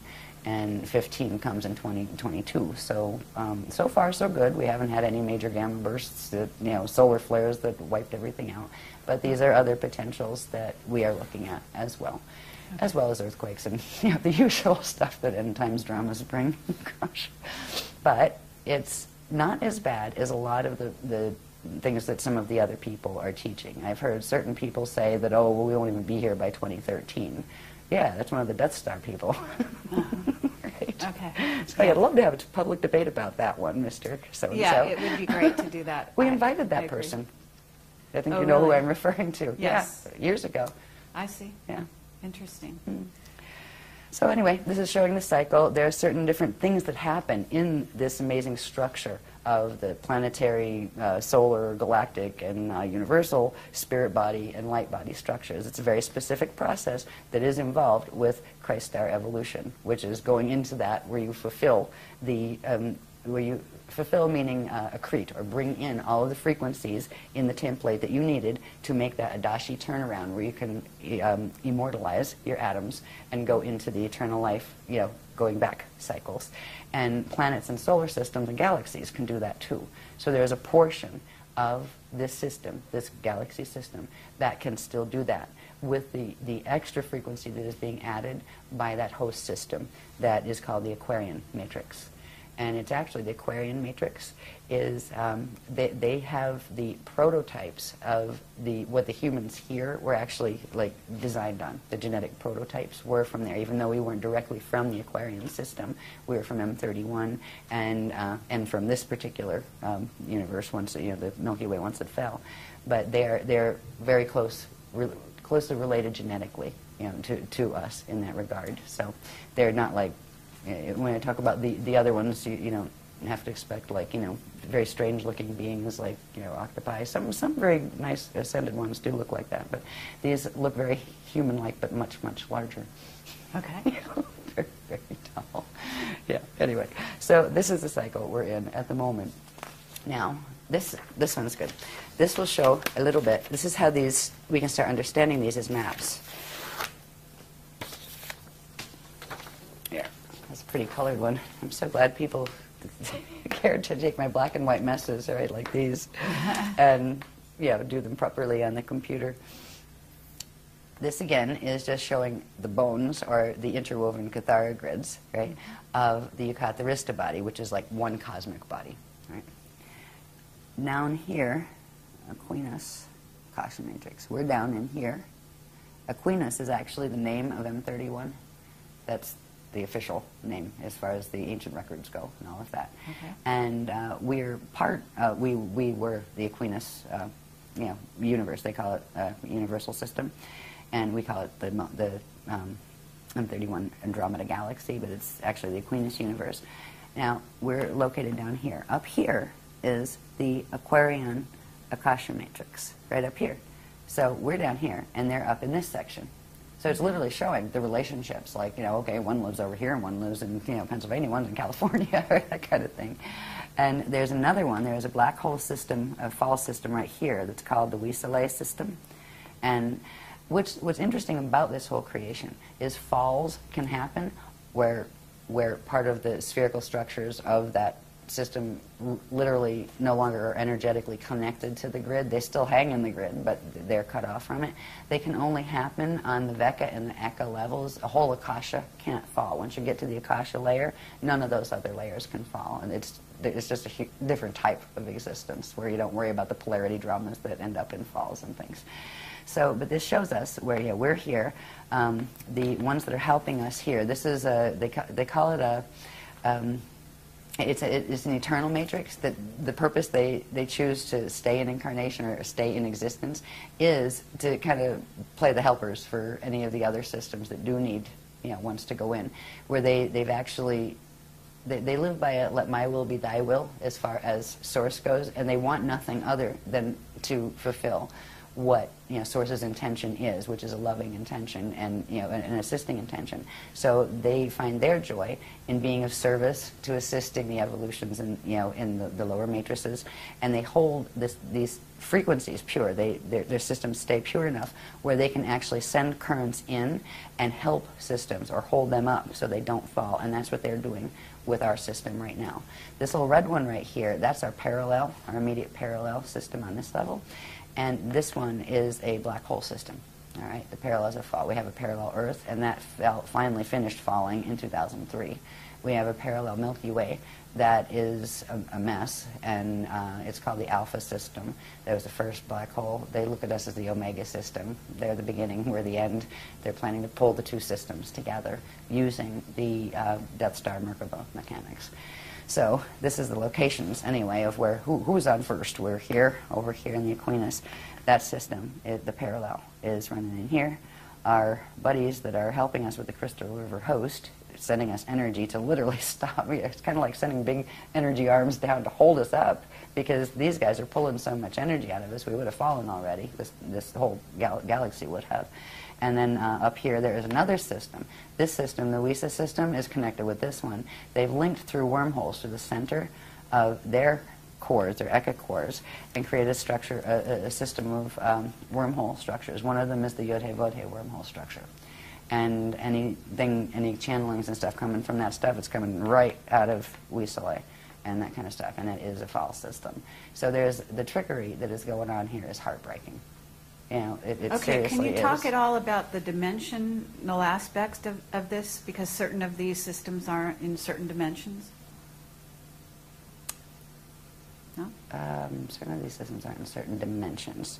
Because in other words, it seems, well, mean. okay, at least in what's out there, we're talking about four-dimensional beings being, the negative service to self coming in through. Talking about 15-dimensional beings being negative, some of them too. Oh, really? So going up much higher levels than is Yeah. currently thought. Oh, yeah. Okay, because that's interesting. That Oh, yeah. You're saying Metatron. there's a backup. Metatron, for example. Metatron is an entity. It was a Rishi entity, 15-dimensional Rishic identity, and that collective fell. But it was still on the Veka level. All right, when you get up past the Veka levels, because we have our density levels that are inside of a Veka level. Vekas go in sets of 4, and at the center is an Eka. All that stuff is inside of something called an Akasha level. The Akasha level can't fall, but any of the consciousness or the structures below that can. Okay, and what levels of density then are we going down from there? Each set of, each Veka, each Cathara grid, let's say, those little structures that you saw, each of those has like 4 density and implies a 5th density when you cross through the center. Whether you find that Akasha on the lowest densities in the Vekas or up in the highest in the structures of the Yucatharista body where it can't fall, it's all consistently, there are 5 densities and 15 dimensions to each set. They have different types of matter and different density levels of matter. Some are heavier than others and that kind of thing. So, but that part is consistent from the smallest all the way up to the largest. It is just the fineness or the refinement of the matter type changes as you go up into the ones that can't fall. There is a refinement to the energy and the consciousness there that you don't find in the in the lower systems, even the best of the lower systems. So I think that's how I would answer your question. Okay, and if you get the light beings that manifest here, that are really manifesting, in other words, they really are light beings, what level are they coming from? It depends. Could be anyone. From what level up? There's an old saying that light can deceive, but sound tells the truth. Sound is the vibration, right? Okay. The encryption. Mm-hmm. It's a feel thing. You can have really beautiful light beings that are coming in the form of, that are actually FAs or fallen angelics that are coming to mess with you. You can have really, really ugly ascended ones that are really good. They come from many different levels. We are learning to turn ourselves into light. We are the things that they are teaching us now. We're learning first bilocation, next is translocation, and then eventually you get to do transmigration, but that requires having certain things where you actually aren't trapped by the planetary time cycles anymore. So light beings, where do they come from? Well, they could come from here, You know, they could come from Venus next door. They could come from the highest levels or the lowest levels. There are light beings that come and visit out of the black hole systems, and there are ones that come and visit from the higher levels. So just because it's a light being doesn't mean it's good light. Okay. They've made a distinction. They taught us some very interesting mechanics about the difference of light or radiation signatures, right? There's something called Shalaya, living light, and it's a very specific configuration. It is created out of 3 units that form a light unit, and matter forms actually build out of these, right? And there is another type of light that forms through using actually the natural light, the organic light that comes from first creation, natural creation, organic creation, is the 3 balls. I don't have one here, but it's like, they call it the triveca, where it's like 3, 1 ball on top and 2 small ones, and that is what the structure of the light unit is. It has the ability for those the 2 little bottom balls to phase in and out like this and spark when they do, so it can generate its own quantum, so it's eternal, right? There's another type of light that is not organically occurring. It occurs by bending the natural laws of physics and using the various forms of the Death Star Merkaba mechanics, and that is called the Shona light field, and it is a dead light field, and it is made of, they call it the Vesica Pisces configuration, where it is just 2 light things together, like that, right? 2. And they spin, and they spark, but they have to attach to something in order to feed, or they're finite and their spin actually burns them out until they collapse and fall apart, which means the matter forms that they're built on collapse and fall apart. So they are finite light. And so that is, you know, the light beings. Is it a light being made out of a Shona field, or is it a light being made out of an organic Shalaya field? Same thing with orbs, right? Yes, you can have positive absolutely. and negative orbs. I've met some very nasty orbs in my day when I was younger. I used to run from them. I was terrified of them, because they would turn into Zetas, right? Yeah, the red ones you had to look out for with the Zetas. Yeah, I'm not saying all red orbs are Zetas, but yeah, so there's things that can be used. Just because it's a phenomena doesn't mean it's always good or always negative, right? Sure. That's where learning to sense encryption and that's very helps. valuable for people to hear. Yeah. Good. Okay, back to where are we? Oh, I'm going to go through this quicker. Are we here for ancient times? This is showing a close-up of that. These are my hand-drawn ones, right? Which, in certain ways, I can read them better, probably because I drew them. But they're much prettier when they're done on the computer. This is showing that same thing. It just happens to be tilted the way I drew it first, right? That's that same thing that was up the top before. And this is showing right here where our Vecca system is, right here. But this here is pulling it out so you can look at it a little more closely. Instead of just having the natural Cathara grid structure, right, which is the bones that our sphere there would be built on, there's this tilt, right? The bones are here. The natural Cathara grid, that's the Aquinas matrix, which is M31 Andromeda. And this is the Milky Way. Now, we're still energetically connected through Earth, right to, if you notice, there's numbers on these little centers. They're called Cathara centers. Through number 3 on the Andromeda, or the M31 grid, and number 3 Earth on this grid. They are connected. That is the link that has been holding the Milky Way connected to Andromeda.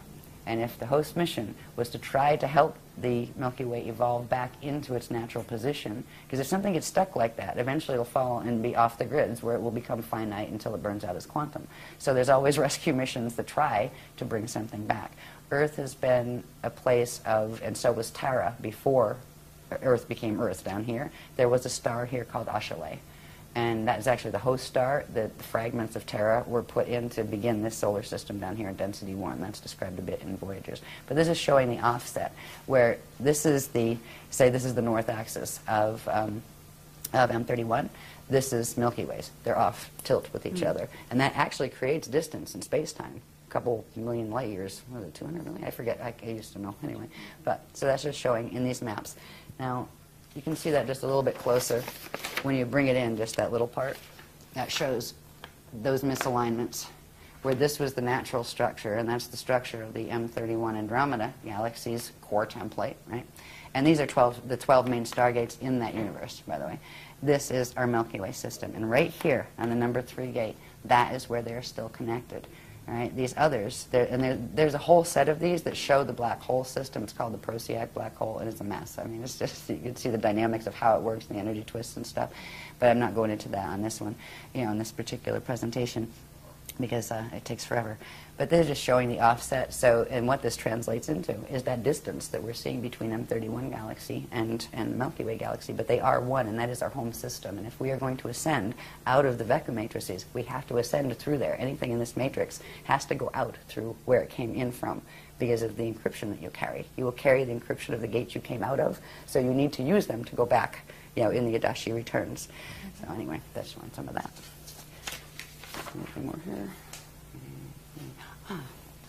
Yes, this just gives an idea of how this, when you put the probability, the Hara bodies, right, that form the probability sets. And if you see, look in here, we had a whole bunch of these, and bless Willa, her and Bob typeset them all the little numbers, so you know which lines, because this becomes important. We actually use drum codes to bring in very specific frequencies by using the numerical coordinates that go with the specific systems we're trying to bring the energy in from to bounce out the ones from the black hole systems that are coming in. I mean, it's quite sophisticated, the technologies they're showing us to use. Oh, okay, we're all learning how to beat on drums, right? You can't beat on it, stomp on the ground, right? You're an energy system, stomp, get the vibration in. But this is showing us the same thing that we were looking at before, where it shows the, you've got the Arista map, right, and we're over here, but now it's showing the probability systems that we're in. So where our little Cathara grid is, there's actually, every one of these has a system that looks just like this, but a smaller one, right? And then every one of these inside of that has that. So you have all of these probability systems on each level. And you have what, at a certain point, you'll see there are ones that are the metagalactic level. And the metagalactic level is where we're having issues with the parallel metagalaxy that goes down into the galaxy, and the black holes link in the center. And that's where, on our parallel, what's called our parallel Vecca, we are in Vecca 5, and they are in Vecca 2. That would be our parallel. They're at 90 degrees. They're actually pulling, pulling our system in. So this is just another way of looking at it, but showing not just the bones, but also showing the many, many layers, the wheels within wheels, the spheres within spheres. And these are all probability fields that interact with each other and pass through each other. So there are gate systems between all of these organic ones, and now there's wormholes that don't belong there too. So it's a really big story. No doubt about it. Right? It's just, sometimes I just go, yeah. This is just a simple one after you saw just a little bit. And like, these are very detailed. Like we tend to, I think everybody carries little magnifying glasses around with them at this point for any of the chart facts that come out at workshops. Because all of these are actually numbers that mean something, and words that mean something, right? But you usually need like, micro lens to read it. But this is showing a close-up of the section of that map that we just saw that corresponds to our galaxy. And it's showing how these can be translated. These locations can be translated into, like, where is the Milky Way core, okay? If we go and find Milky Way, this is something like in the science books, right? The local group of galaxies. We got the Milky Way here, we got M31 up here, right? These are those two that used to be together. This is what science already knows by, studying space in the way they study it. The core of Milky Way, they already know, has a black hole in the center of it. The core of Milky Way's black hole would be right here. M31 is right here, and we're in this twisted down offset here in these spheres. So you can literally find us in the maps. And this is how the Adashi masters, they will not use words like time lugs and that kind of stuff. They hate that power thing because it's a twist on power. The Lord concept where, oh, Lord and Master, so above. They really just don't come from there. They are adepts. They are adept at what they do. Yes, they have achieved Christ's star ascension. But anyway, they use these. These are their coordinate maps. And you know how they use them? Once you get to the point where you ascend, you simply visualize it. It runs the encryption through your field, bang, zoom, you're gone, you're there. Speed of thought. And that's what so there's a purpose behind showing this, in Yes. other words, such that the individuals that see it can then begin to internalize the maps themselves Yes. and then start, because It there's will going help. to be It will bring back their own ancient awareness activating of their these memories. things. Yes, that's Yeah. why the guardians wanted to be able to show. Okay. That's why we use tons of graphs every time we have a workshop. Okay. Yeah, but it helps. I mean, if you can read them forever and kind of go, oh, okay, I kind of get that. We tell people, don't worry about it. Just watch the sequence, and often it is the sequence, because they'll show this graph, then they'll show this, and they create a wave, an activation wave. That if you have the codes that correspond to this in you, if you don't, it won't affect you at all. You say, I don't know, whatever, right? But you will start to. It will help you wake up to to the ancient knowledge if you carry it. Is there a correspondence in some of the crop circles? Yes, to both sides. Yeah. Yeah. Some of them are very not friendly, and some of them are. I remember we were really thrilled when the guardians actually said, that's ours. There was only one. There was one. It was a number of years ago, but we actually have a picture of it on one of the covers of our Templar manual thing. Yeah. Where is that? Milk Hill on that one? Yeah. There in England. Give me this. Oh, this is just showing you when we talked about the overlap between us and our parallel. Okay? We're back in these maps again. These are called the probability maps, when we look at them with just the balls, without And bones. when you're calling them probabilities, are you saying that, in other words, that means that certain things could change within these maps? Certain areas could activate, certain other places could close down? Yes and no. Yes, but within a parameter. Okay. Within a set parameter. After a certain set of things occur, a probability locks in. Okay. And then whatever is in that probability must follow through to whatever the natural next point is. Okay. And that's what we've been stuck in. We've actually been stuck in this probability system on Earth for ages now, for many And what you're 100,000 saying years is the longer than we should have. probability system here locked in, and that's why they're doing a 200-year evac, as you call it. The probability locked in when the solar core closed, the sun is dying. All right, and that is going to start at some point create, red pulse, which is a vapor wave that takes out any life on the planet. And when that event happened, that is something that you can't go backward from. All right, so you are locked into that probability, and then there are various versions of what you might see, but certain things are going to happen, period, and you can't change them no matter how much you push out and visualize it, right? Or no matter how many people you get together to do a world peace meditation, right? Because we try to do those too, right, to help the grids. Yeah, so we did lock into that probability, and when the solar gate things happened.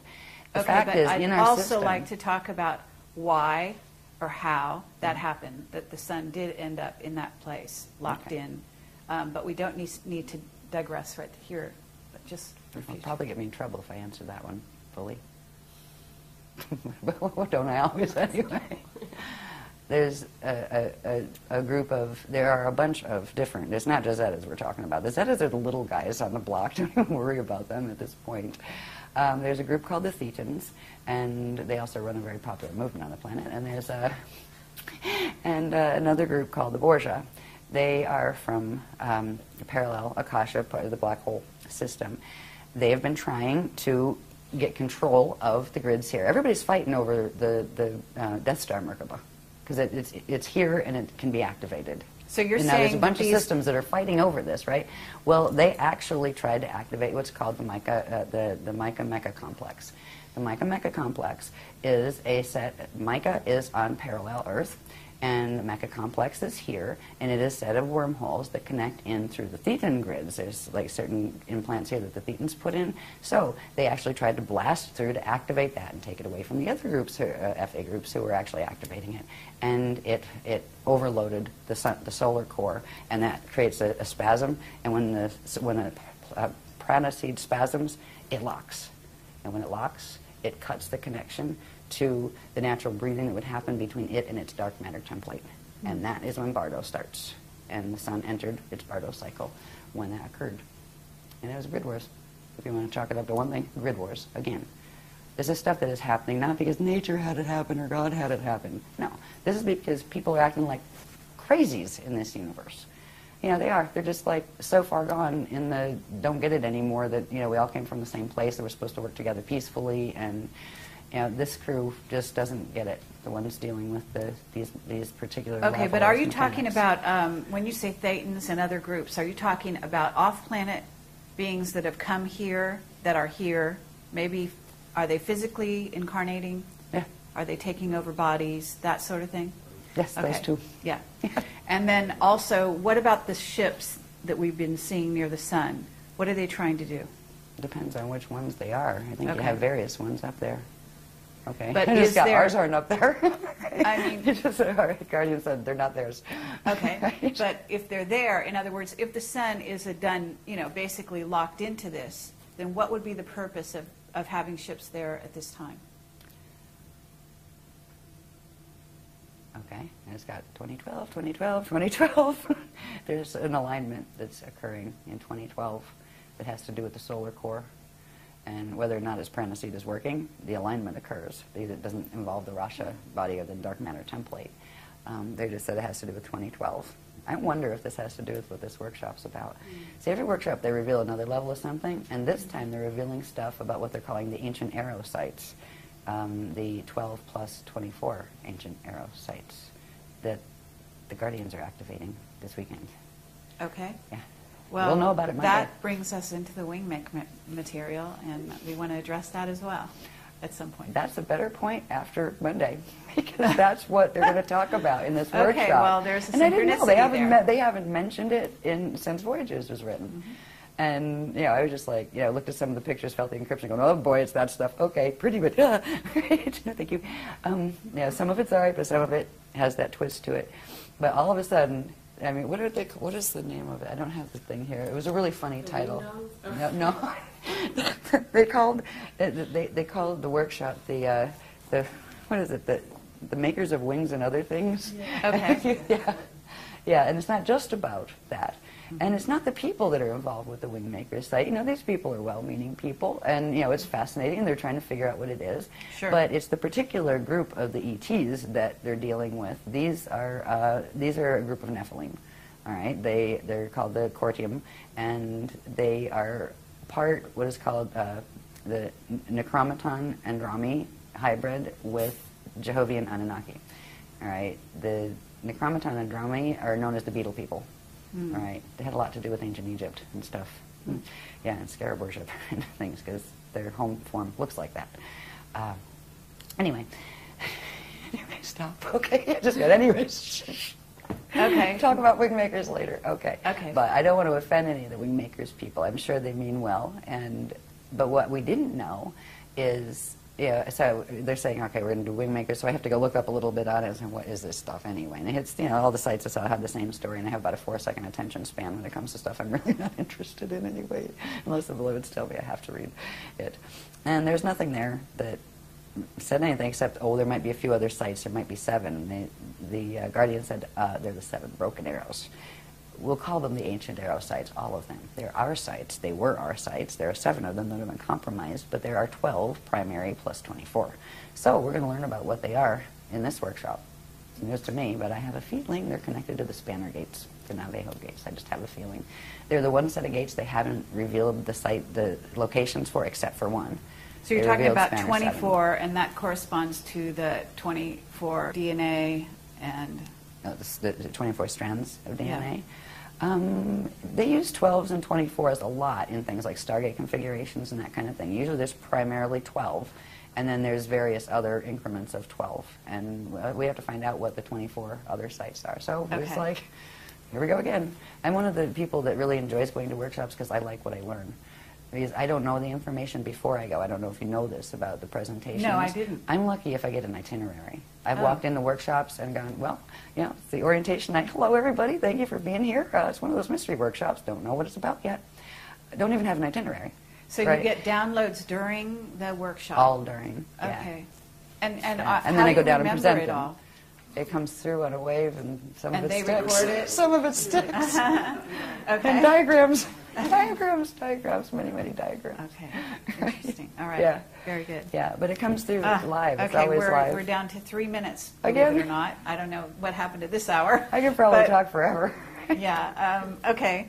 What we found neat about these is the fact that, first of all, it was in direct response to the techniques that the guardians said to do. And they didn't let us know the first time, right? They said, just do these projection techniques and things. And it was a big surprise, right? And then they told us the calling, how to actually call them, and they showed up again. And they are the intricate ones and that kind of stuff. But it wasn't just like one person with a camera.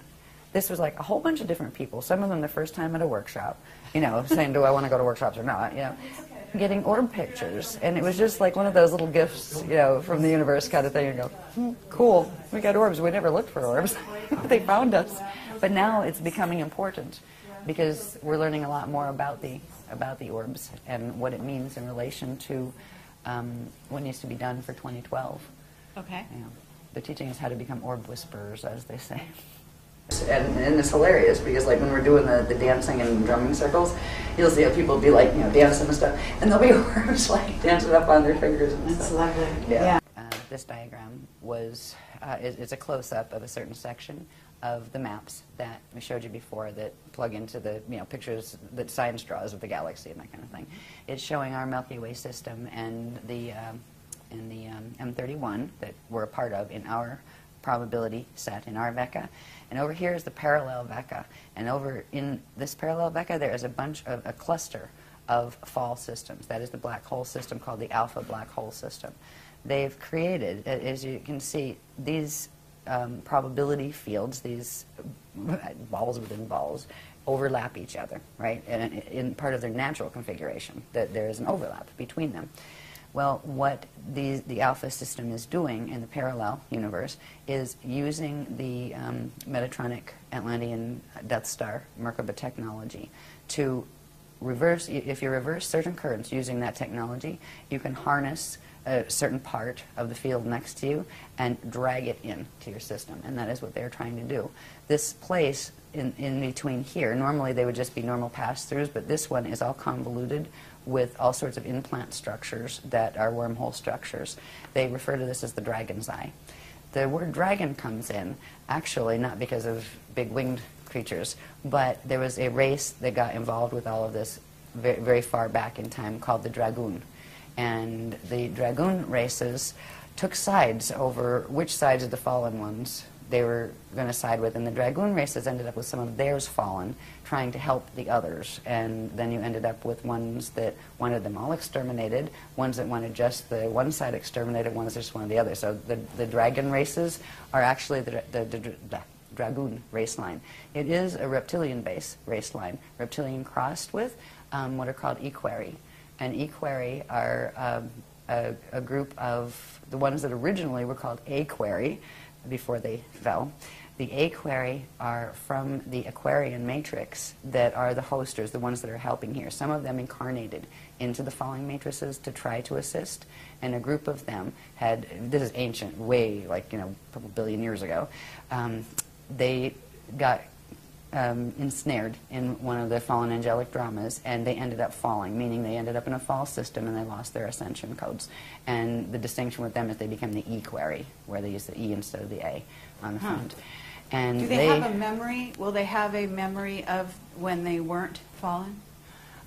It depends on the fall, honestly. It depends on, because the blank slate technology, when this thing does its whole thing, it just completely wipes you clean, where you don't remember anything. You wake up and it's like, yeah, just born here. What am I? Who am I? Where am I? That kind of thing.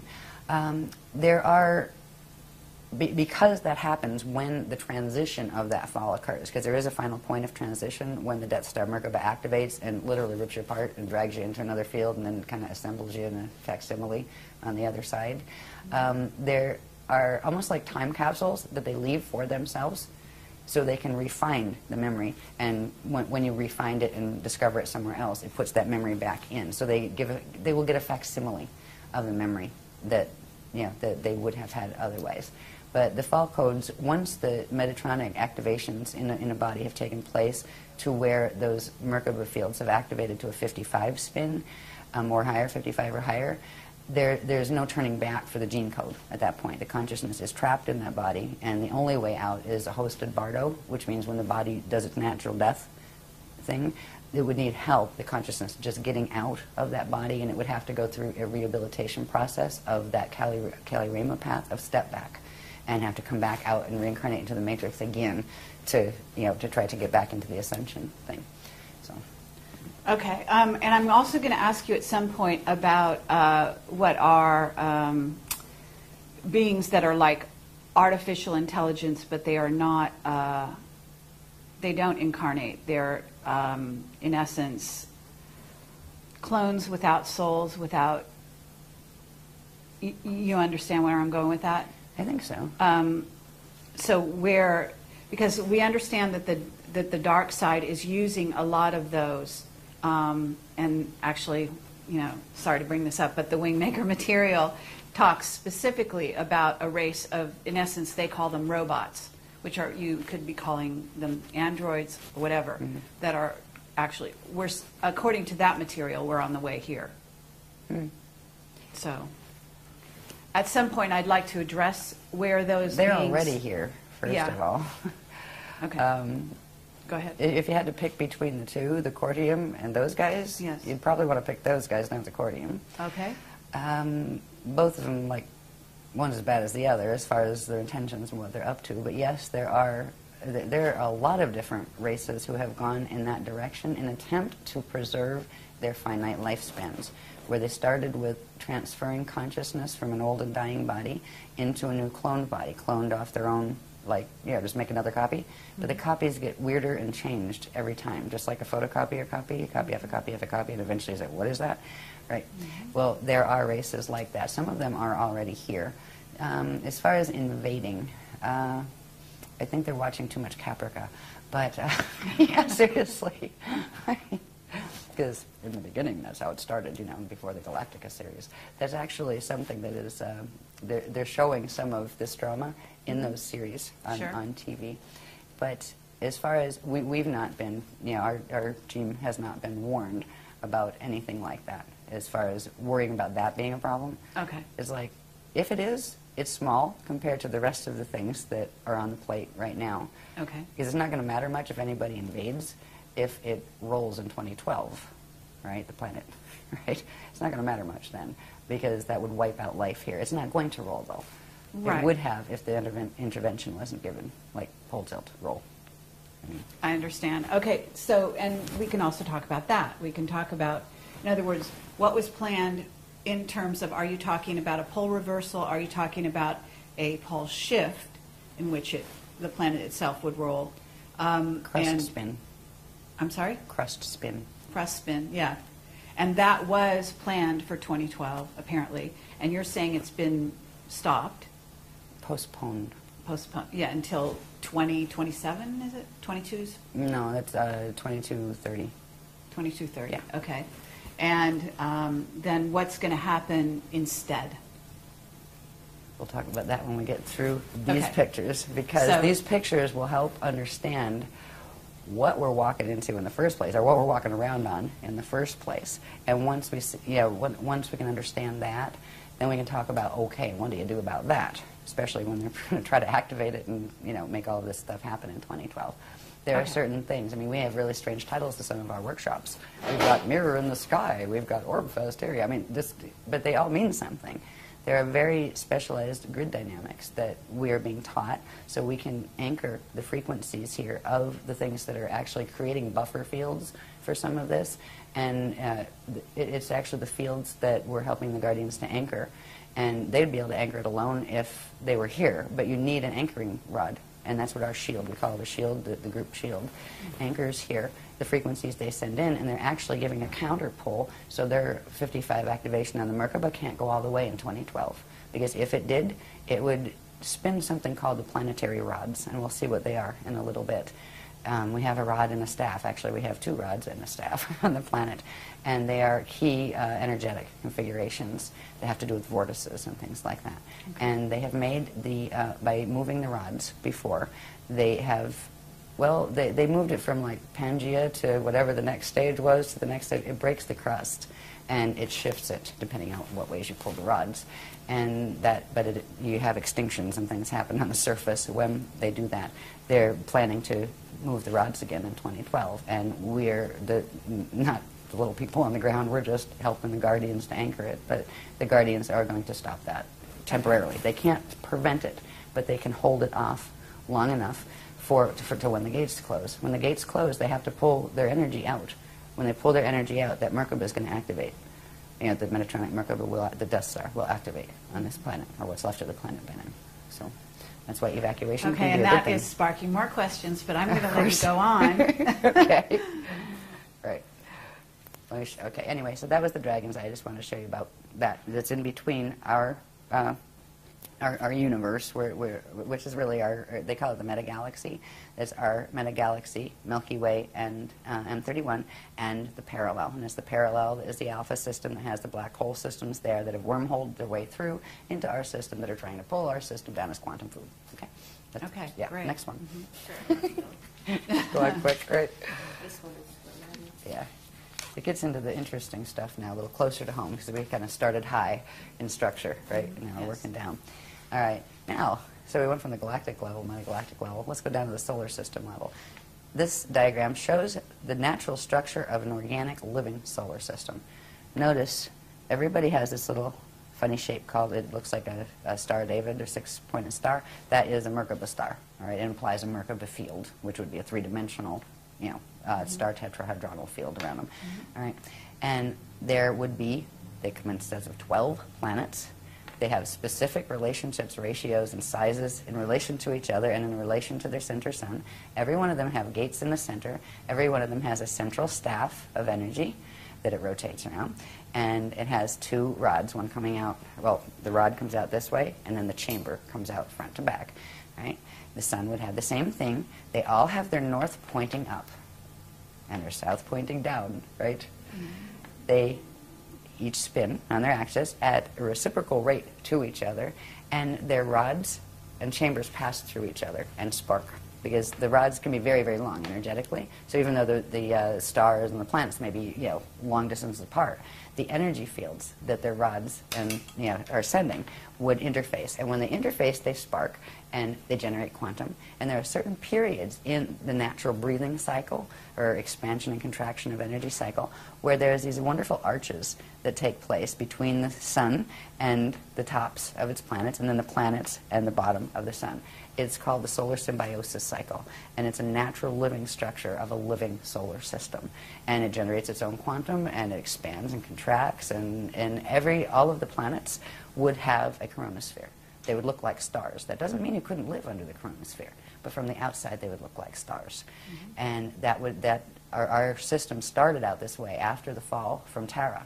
It was actually taken, the remnants of Terra were taken back in through that Kali-Rama step back and reseeded, brought back out down in density 1 as this solar system. So that's how we did the fall from Terra. They actually pulled us back in through the Kali-Rama path and pull us, rebirth this system back out.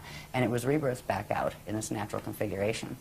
So that is a natural solar system, and that's what we used to be. Next one. In a natural solar system. Sorry. This is just showing, for instance, with each planet, the natural solar system, you'd have the solar rod, right? And this one would have, it's not shown on this diagram, but you'd have the rod of the planet, and they would exchange energy together, and there would be energy arching through the planet, and there would be energy arching up and down here. There's another diagram that shows it a little better. But this would be, notice the north axis would be the same. There wouldn't be an ecliptic, because the north axis on both planet and sun would be pointing up in the same direction. That means, now, there's something called the planetary shield, that it's an invisible a platform of energy, that is a deflection field that actually forms from the planet spinning, and it's part of the actual Merkaba structure, and it goes horizontal to whatever the vertical is.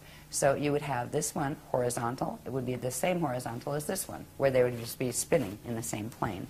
That allows for the natural energy circulation and exchange that's supposed to take place in a living system. I don't know if you've probably looked at places scientific representation of our system. It doesn't look anything like that. I think it's Uranus is on its side, whereas it literally rotates on its side. Now, when it's a living system, this would be the natural organic electromagnetic energy flow around a planet. This is called the Yanyan flow, and we have half a book, I think, dedicated to these. The Cathara 2-3 manual deals with these heavily, and it shows the formation of them, what they do. You know, these are the natural electromagnetic flows of a living, breathing system that has the capacity to, through its core, interact with other living, breathing systems around it. It's part of the natural structure. Now, this looks nothing like the electromagnetic fields we have around our planet right now, our magnetosphere and those things. All right, there's a reason, and we'll see that in a minute. When a planet's doing what it's supposed to and a solar system is doing what it's supposed to, it goes through periods where it actually, the whole system will disappear because the two Hara bodies that its vector is, you know, it's manifesting within, will pull into the center, recharge, and come back out again. When they recharge, the planets and the whole solar system will go into this configuration of light body, spirit body structure. It's called the chariot of fire. And it's literally part of the ascension vehicle. It's not the whole thing, but that's showing some of the dynamics involved in it. Now, we used to be an ascension system. Notice in the chariot of fire, there is that Merkabah structure again. Now, this is just a simple Merkabah structure. It's a biveka, which means it has one cone going down and one cone coming up. There's much more complex structures. But this would be the natural kind of thing that if this was a living, breathing system, and same with the galaxy would have the same type of interaction.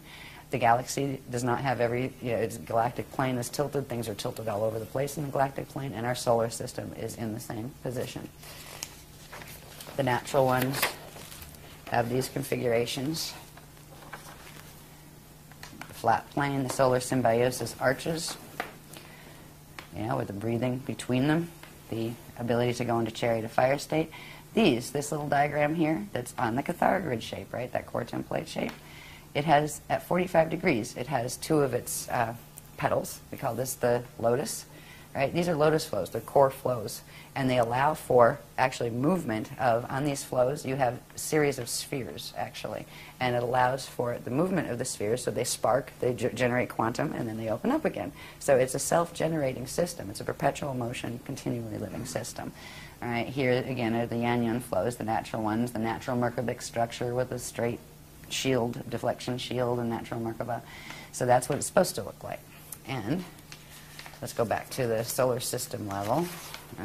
This is a bit messy because I never had this one typeset, but at the moment, this is our solar system.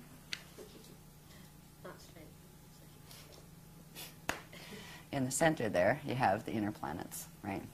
We'll look at Earth in a minute as far as how it's sitting in its solar plane that gives us the ecliptic and all of that. This is the Oort cloud that is, out in space around our system. What should have been Nibiru, our 12th planet, not our 10th. It was our 12th planet. I believe Chiron was our 11th, and then Pluto, and then where the asteroid belt is, there was another one called Maldok, and that exploded. So this is a mess. This solar plane is twisted here where you have Pluto's orbit, right? That's already going wacky out this way. Then you have Nibiru that actually comes in, I forget, I have the date somewhere, every 3,000, 3,600, something like that, years. On the other end of it, there is another, it's an artificial body that was actually created by squashing together fragments of planetoids and things, and partially pieces of the moon as well. This one is called Wormwood, and it was meant to counterbalance the orbit of this, and they go in and out of the density 2, I think, Sirius system. I think that's where they said it was. I have it written down. I haven't done the Nibiru stuff in a long time. But it's literally a cycling machine that was their watchtowers here.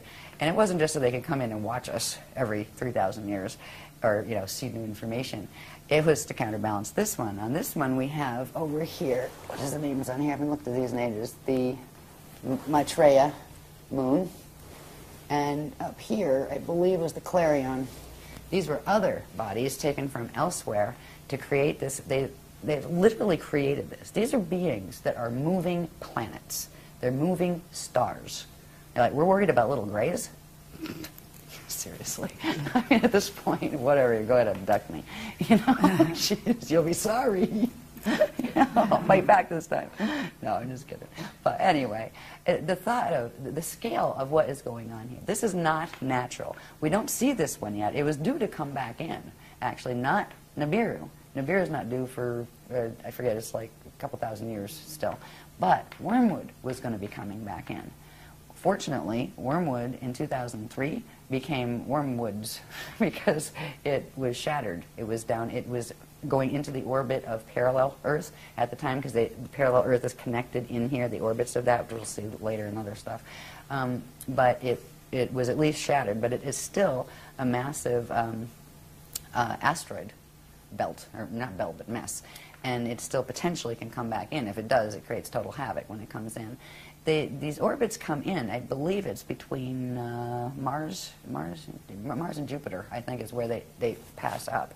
And it causes a bit of havoc on the system.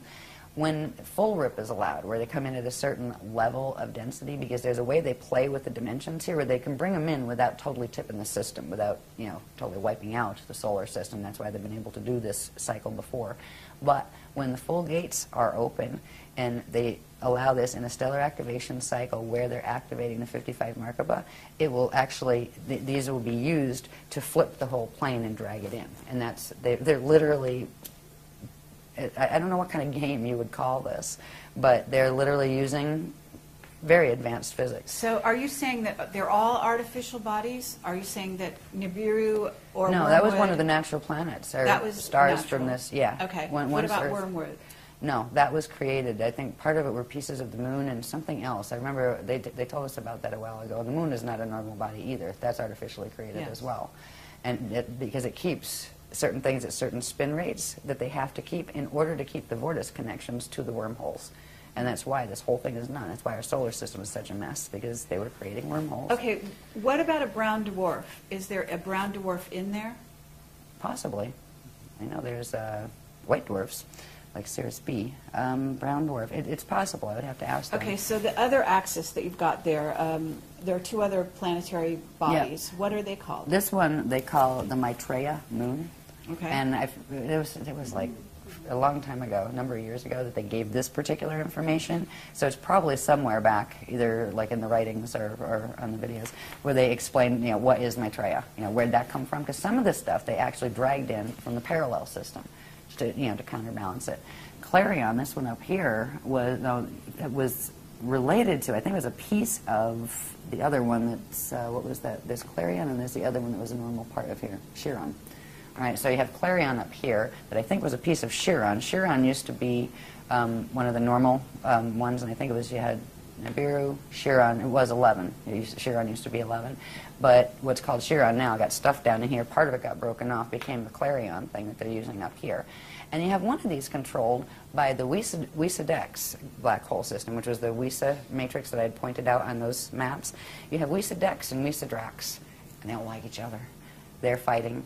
You have the Anunnaki and the Omicron Draconians.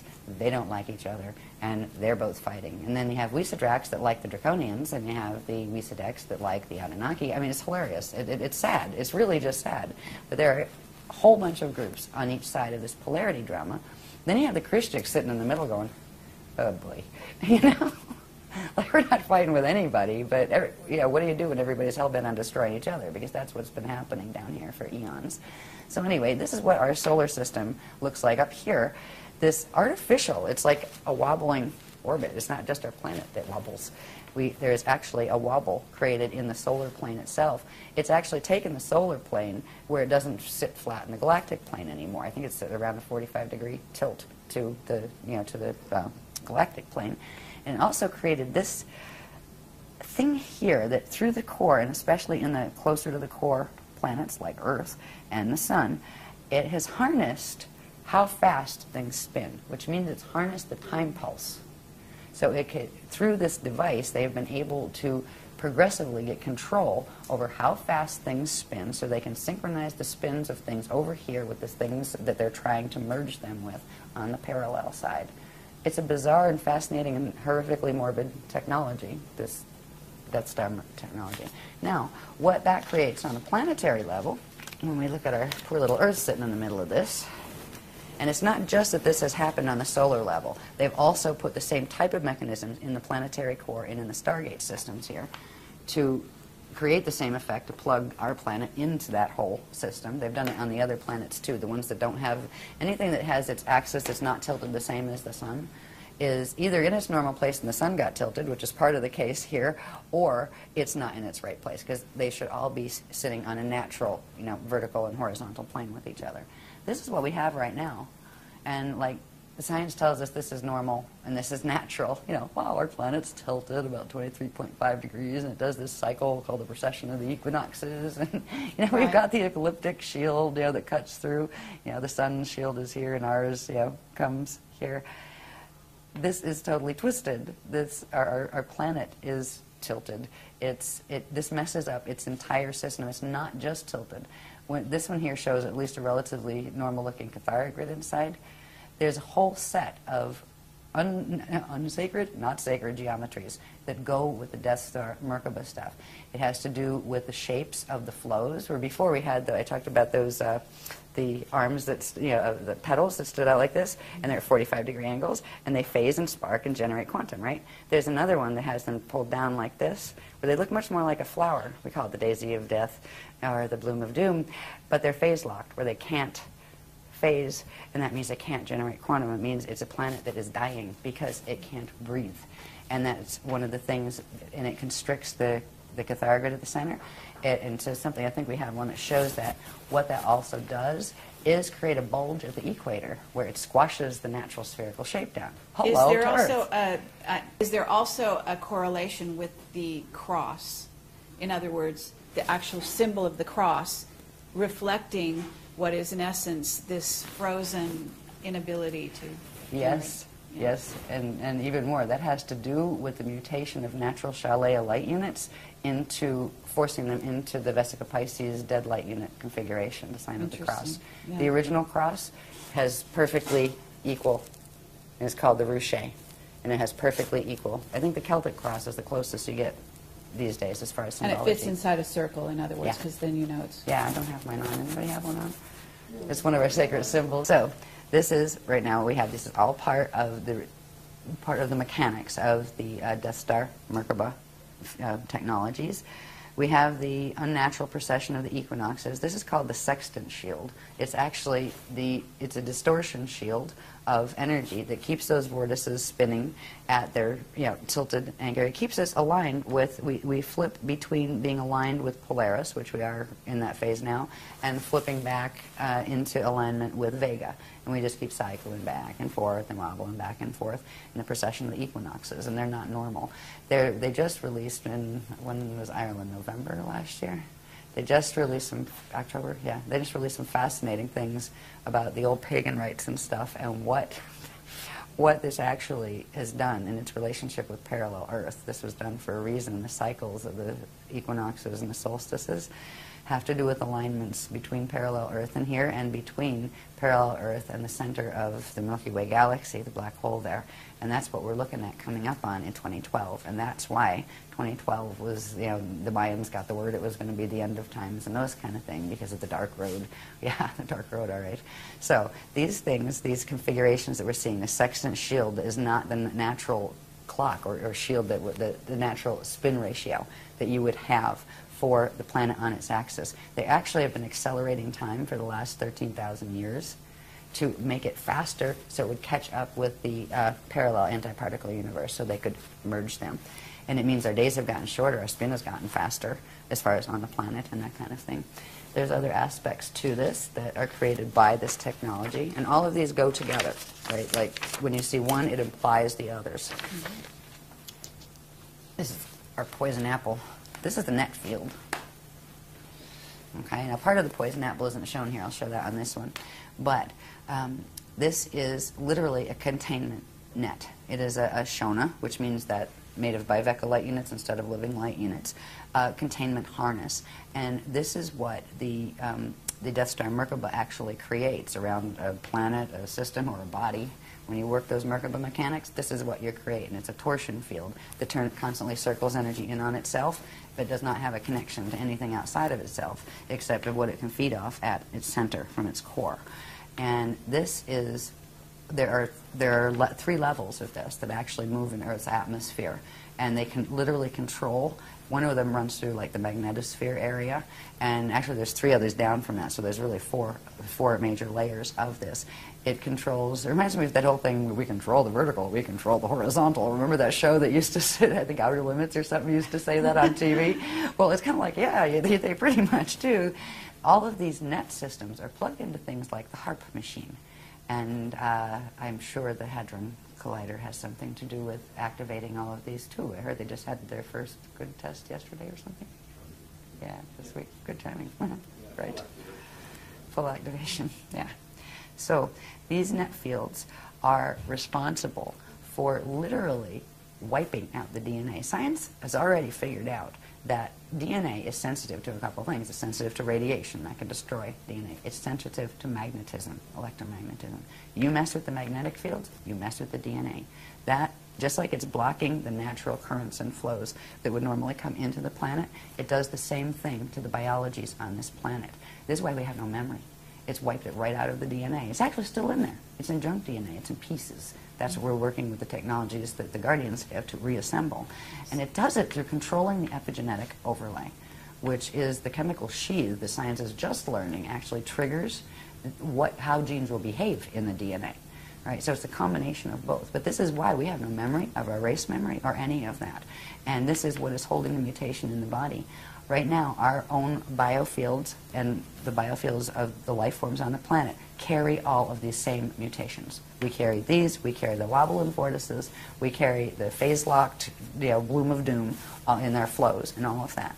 And if we are going to ever get out of here while we have time left where the gates are open, it's amazing the gates are even open or even still usable after all of this, but we need to reverse mutate our bodies. And we have been working for 10 years with that. We've worked through the light body layers, we've worked through the spirit body layers, now we're into something called the Ajay body layers.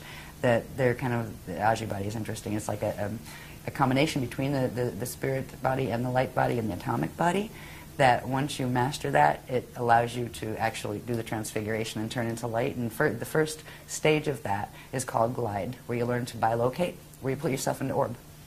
And you go elsewhere and bilocate and then come back. But you still leave a body here. The second stage is what we're working on now, is called translocation, where you get to the point where you can do a certain level of transfiguration of a certain quantum of your atoms into light temporarily, so you can go visit elsewhere and take your body with you, but you will still be keyed to the space-time imprint or encryption of this planet until a certain other thing happens, right? So that's called a slide 1.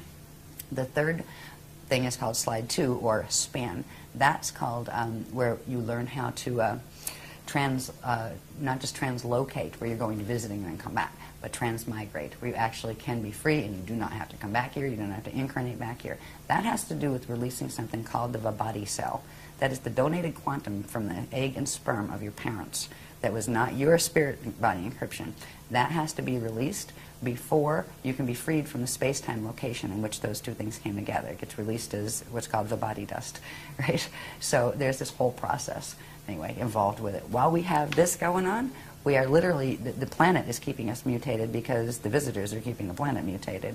And at this point, good luck fixing the planet, because look at the solar system, look at the galaxy. This problem is going on all the way up into the galactic level.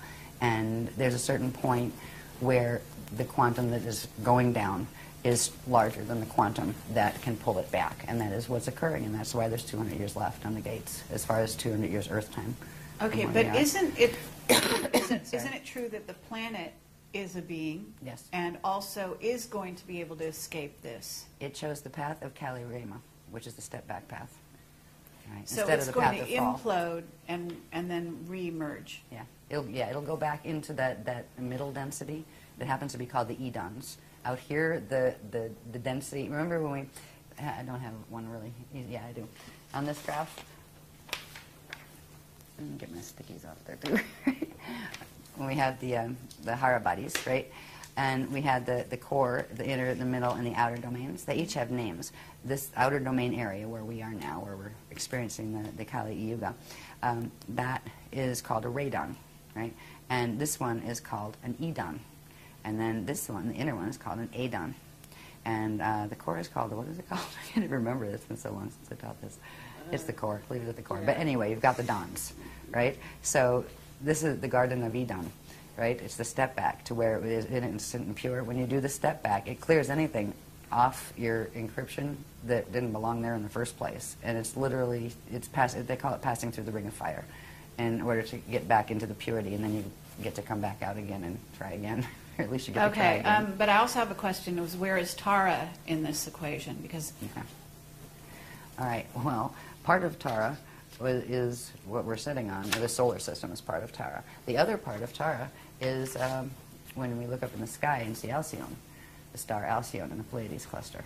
All right. That is the remnant of what Tara was. So if you take Alcyone and take the quantum of this solar system here, minus the few bits that they put in that didn't belong here, that weren't from here, and you put all that quantum together, you would have had Tara. Okay, in density 2. But my understanding was there was going to be, that once there's an ascension group that's going to leave here and go to Tara. That was before the Bridgestone project failed. Oh. That failed in 2003. I see. So at this point, the Voyagers books, you would not believe what we have been moving through since that. We're on mission upgrade 44, 45. Yeah, I have a list of them somewhere. Yeah, yeah, just because it's amusing to look at. Right, where you just see, oh my God, there's been that many mission upgrades. First, there was the attempt to salvage. This is all the stuff they're trying to do before the thing happened with the sun. Once that happened, there's nothing that can be done at that point. But we still have ascension, but it's like the fly by the seat of your pants. Keep these gates open, and you've got 200 years to get anything that's going up out of here. And that's what's happening at this point. So Voyagers was written 10 years ago. Yes. Yeah, yeah. A lot has happened. Okay, so, but okay, my mind's going too many places at once here. But if they're not going to Tara, and maybe you're getting to this, then where are they going? And are they going back to Alcyone or jumping where? Or is that, they're making up their minds? They're going home. There's a few steps to get there. M31. Oh, okay. Andromeda Galaxy. Oh, that's all where right. we're aiming back. But there's a few steps in between. The first set of steps has to do with something simply called higher Earth. We're in the lower Earth planes. There are a set of planes that are still in predicaments. They're still connected to this mess that we've been looking at. But they're in much better shape. They're not under the net. And that's the first stage, where we go to higher Earth. Then there's a level beyond that that's still part of the Earth planes, quantum, that's called median Earth. Then, if we go back to remembering when they were telling us about the history of how they seeded the Amenti rescue mission in and created a solar system, there was a host star here that Amenti Earth had been seeded into, and that was called Ashayana. So that will be the next stage. And from Ashayana, we'll move through, there's another layer that has to do with the level of energy called the Iridanus layer that we don't really have to get into because it gets very complicated as far as different types of energy. But it's another set in between before we get to Eartha in M31. But that is where we're going. And from there, that's where originally the encryption here emerged from. From there, you can go where you want, basically. Mm-hmm. But it's a process of re-evolving back to where we can do full Christ star evolution on our own, because right now we're being hosted. We're being given frequency to support us in the process until we can hold that frequency ourselves. So Tara was where we were aiming until the Bridgestone project failed. And at this point in this system, since those books were written, there were intergalactic wars that were taking place here that involved what was called the Eka. And the Eka is, if you remember the maps that showed one Cathara grid and then 4 of them together with the thing at the center, right? Mm-hmm. The thing at the center is the Eka. That's a little Cathara grid, and that's like they call it, well, for Earth it would be like the inner Earth would be there and that kind of thing. It wouldn't be in here. It's actually up there. It's like a high level. That actually fell in one of these wars. Ekas can fall. The Akasha above it can't, but the Eka did. But what happened to the beings that were there? They've gone into various places. Some of them are in the state of here. They're doing evac. This whole system, the VECA system, is actually being evacuated. So going vertically, the usual way, wasn't an option anymore. That's why they had to take us from just going into harmonic Merkaba states or harmonic ascension states into transharmonic, where we could actually go through and in into the like the Edon domain. There's a space between the radon and the Edon. It's called the aurora continuum. You have to have a transharmonic Merkaba ability to be able to go through there and then come back out again someplace else. So that is the technologies they're teaching us, because vertical is not an option anymore unless you want to end up in one of the wormhole sets going on into the fall. So it's been a really rough trip since the books were written, actually. But we're all still standing, and the Guardians are still giving us the information. So I'd rather leave on a happier note, though. Okay. Before we do a break. That's okay. Well, let's keep going. It's not much happier. Okay. As far as the poison apple fields go, this one shows the shape better. Right? You have that net field around it, but see that little shape right there? Looks like an apple. Yes. That's the shape of our magnetic fields, the basic shape of our magnetic fields, even though they There's a flux crop all circle over. that looks like that. Lovely. I'm out of town. Right? This thing here, right? A lot of people are using that as their logo these days. Right. Yeah. And that is the phase-locked Ah. arcs, the can't phase. With the constricted, if you look at you can look at this more closely if you want to. You can see the difference. There's two catharogrids there. One, the artificial tree of life, which is taking the natural proportions and pulling them in, where it actually squeezes it, and that changes the shape of the sphere and gives you a bulge at the equator, like our planet has, because that is the configuration our planet has in light body right now. interesting. And this is also connected to something called Metatron's cube and something called the Fibonacci spiral.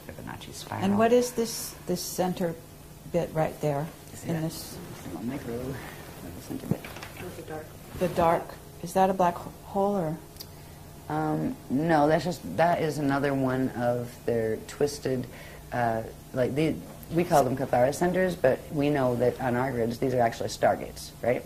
Right, let you take this down into the planet, and that's where you got Stargate connections, right? And these are twisted ones. So these would line up with the stargates that interfaced with the Aminte gates to harness the Aminte gates. So that's just one of them here. But if you look at that, if you look at the teachings that goes with that logo, you'll be amazed to see how it fits and relate when it sits next to what eternal life creation is. All of the shapes that they've showed us how they fit together, what the processes are that they work from. They don't just say, here, there's a that. That's a sacred. Why is it a sacred? It does what? Right? They've shown how the pieces fit together, what the processes are, and then they've shown how those things, what they do to that structure. And so, anyway, there's all sorts of pieces that show we've had to do this because this is what is taking down the planet, these dynamics, and people now practicing them again, just like in Atlantis. It's like Atlantis rising again. It really is. The same, how do we get in this predicament? Very much Look so. around you. Same way. Yeah. Yeah. Gullibility on a certain level where, oh, sure, I'll try that, right? Not wanting to hear it if somebody's trying to say, maybe you want to think about that first. How, the same way that right now you have a whole New Age movement that was supposed to be a movement of enlightenment and everybody loving each other, being a bunch of backbiting people practicing anti-Christian mechanics that are harming themselves and harming the planet. How did that happen? Same question for Atlantis. How did it happen? But there's also the misuse of crystals that I'd love you to talk about a little bit at some point if you are willing. There's all sorts of really strange things being done with crystals. I think I'd probably rather get through this stuff, and that's kind of like Yes. that's kind of like orbs. we can have Crystals, orbs, tarot cards. No, yeah, I like tarot cards. I'd like to design a deck actually. They're really good for just letting spirit comment to you, give you waking dream material back to you. Yeah. Now crystals are another subject, and we do take them seriously. They're very powerful beings actually. And they can be used in terrible ways. And right now, speaking of crystals, it was really funny because right around 2002, the Guardians were starting to teach us about the Nibiru and Nadic crystal bases that are here. They're subterranean crystal installments that were planted here and actually seeded from Nibiru and used to create, literally spike the grids to receive Nibiruan frequency and to receive wormhole frequencies and that kind of thing. Now, all of the crystals in the world, under our world, are like that, but some are. Right when we were being given this information, this lady appears in one of the workshops, and she says, "I've seen him. I went there." And she brought photos, and it blew my mind. Look at this. This is Leela. Yeah. She actually was one of the few that got to go down there. Is that she knew like, the scientist. I think they're in Mexico? Yeah, there's Chihuahua. Yeah, and there's many others like that actually on the planet. Okay. But this one was one that was seeded. It's a Nibiruan cluster, actually. Yeah. So. But what happens to the people that go inside there, though? It must be pretty intense. Well, they don't die from the heat. Right? It's like 107 degrees. Yeah. Yeah, it's really bad. Frequency-wise, well, they were.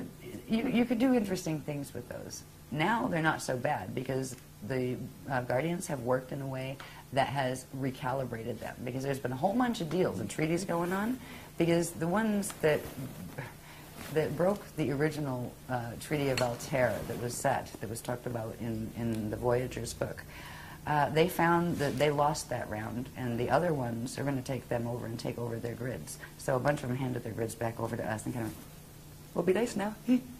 Right? It kind of comes down to a split between the Anunnaki and the Dracs, right? And in the Dracs you have Omicron Draconian, you have the other is Odedicron Reptilians, and a bunch of others. And then on the Anunnaki side you have the Tothian Anunnaki, which are like the snake people, and you have the Jehovian Anunnaki and a number of others. And then you have the Weeses taking sides. You have the Weesadrax, the Weesadex. And what about the Syrian Anunnaki? Where do they fit in? You have they can come both Jehovian. There's some Jehovian ones, and like Nibiruan ones are primarily Tothian, but not all. Anunnaki tend to hang together, and then the really fancy Anunnaki gene code are the Enochians, all right, where they took both Anunnaki groups and created a master race, right, gene line. All right, so the Enochian Anunnaki, yeah, they're usually high Illuminati guys, running around with 33rd degree pluses and things. But hey, it's cool. Yeah, it takes a village.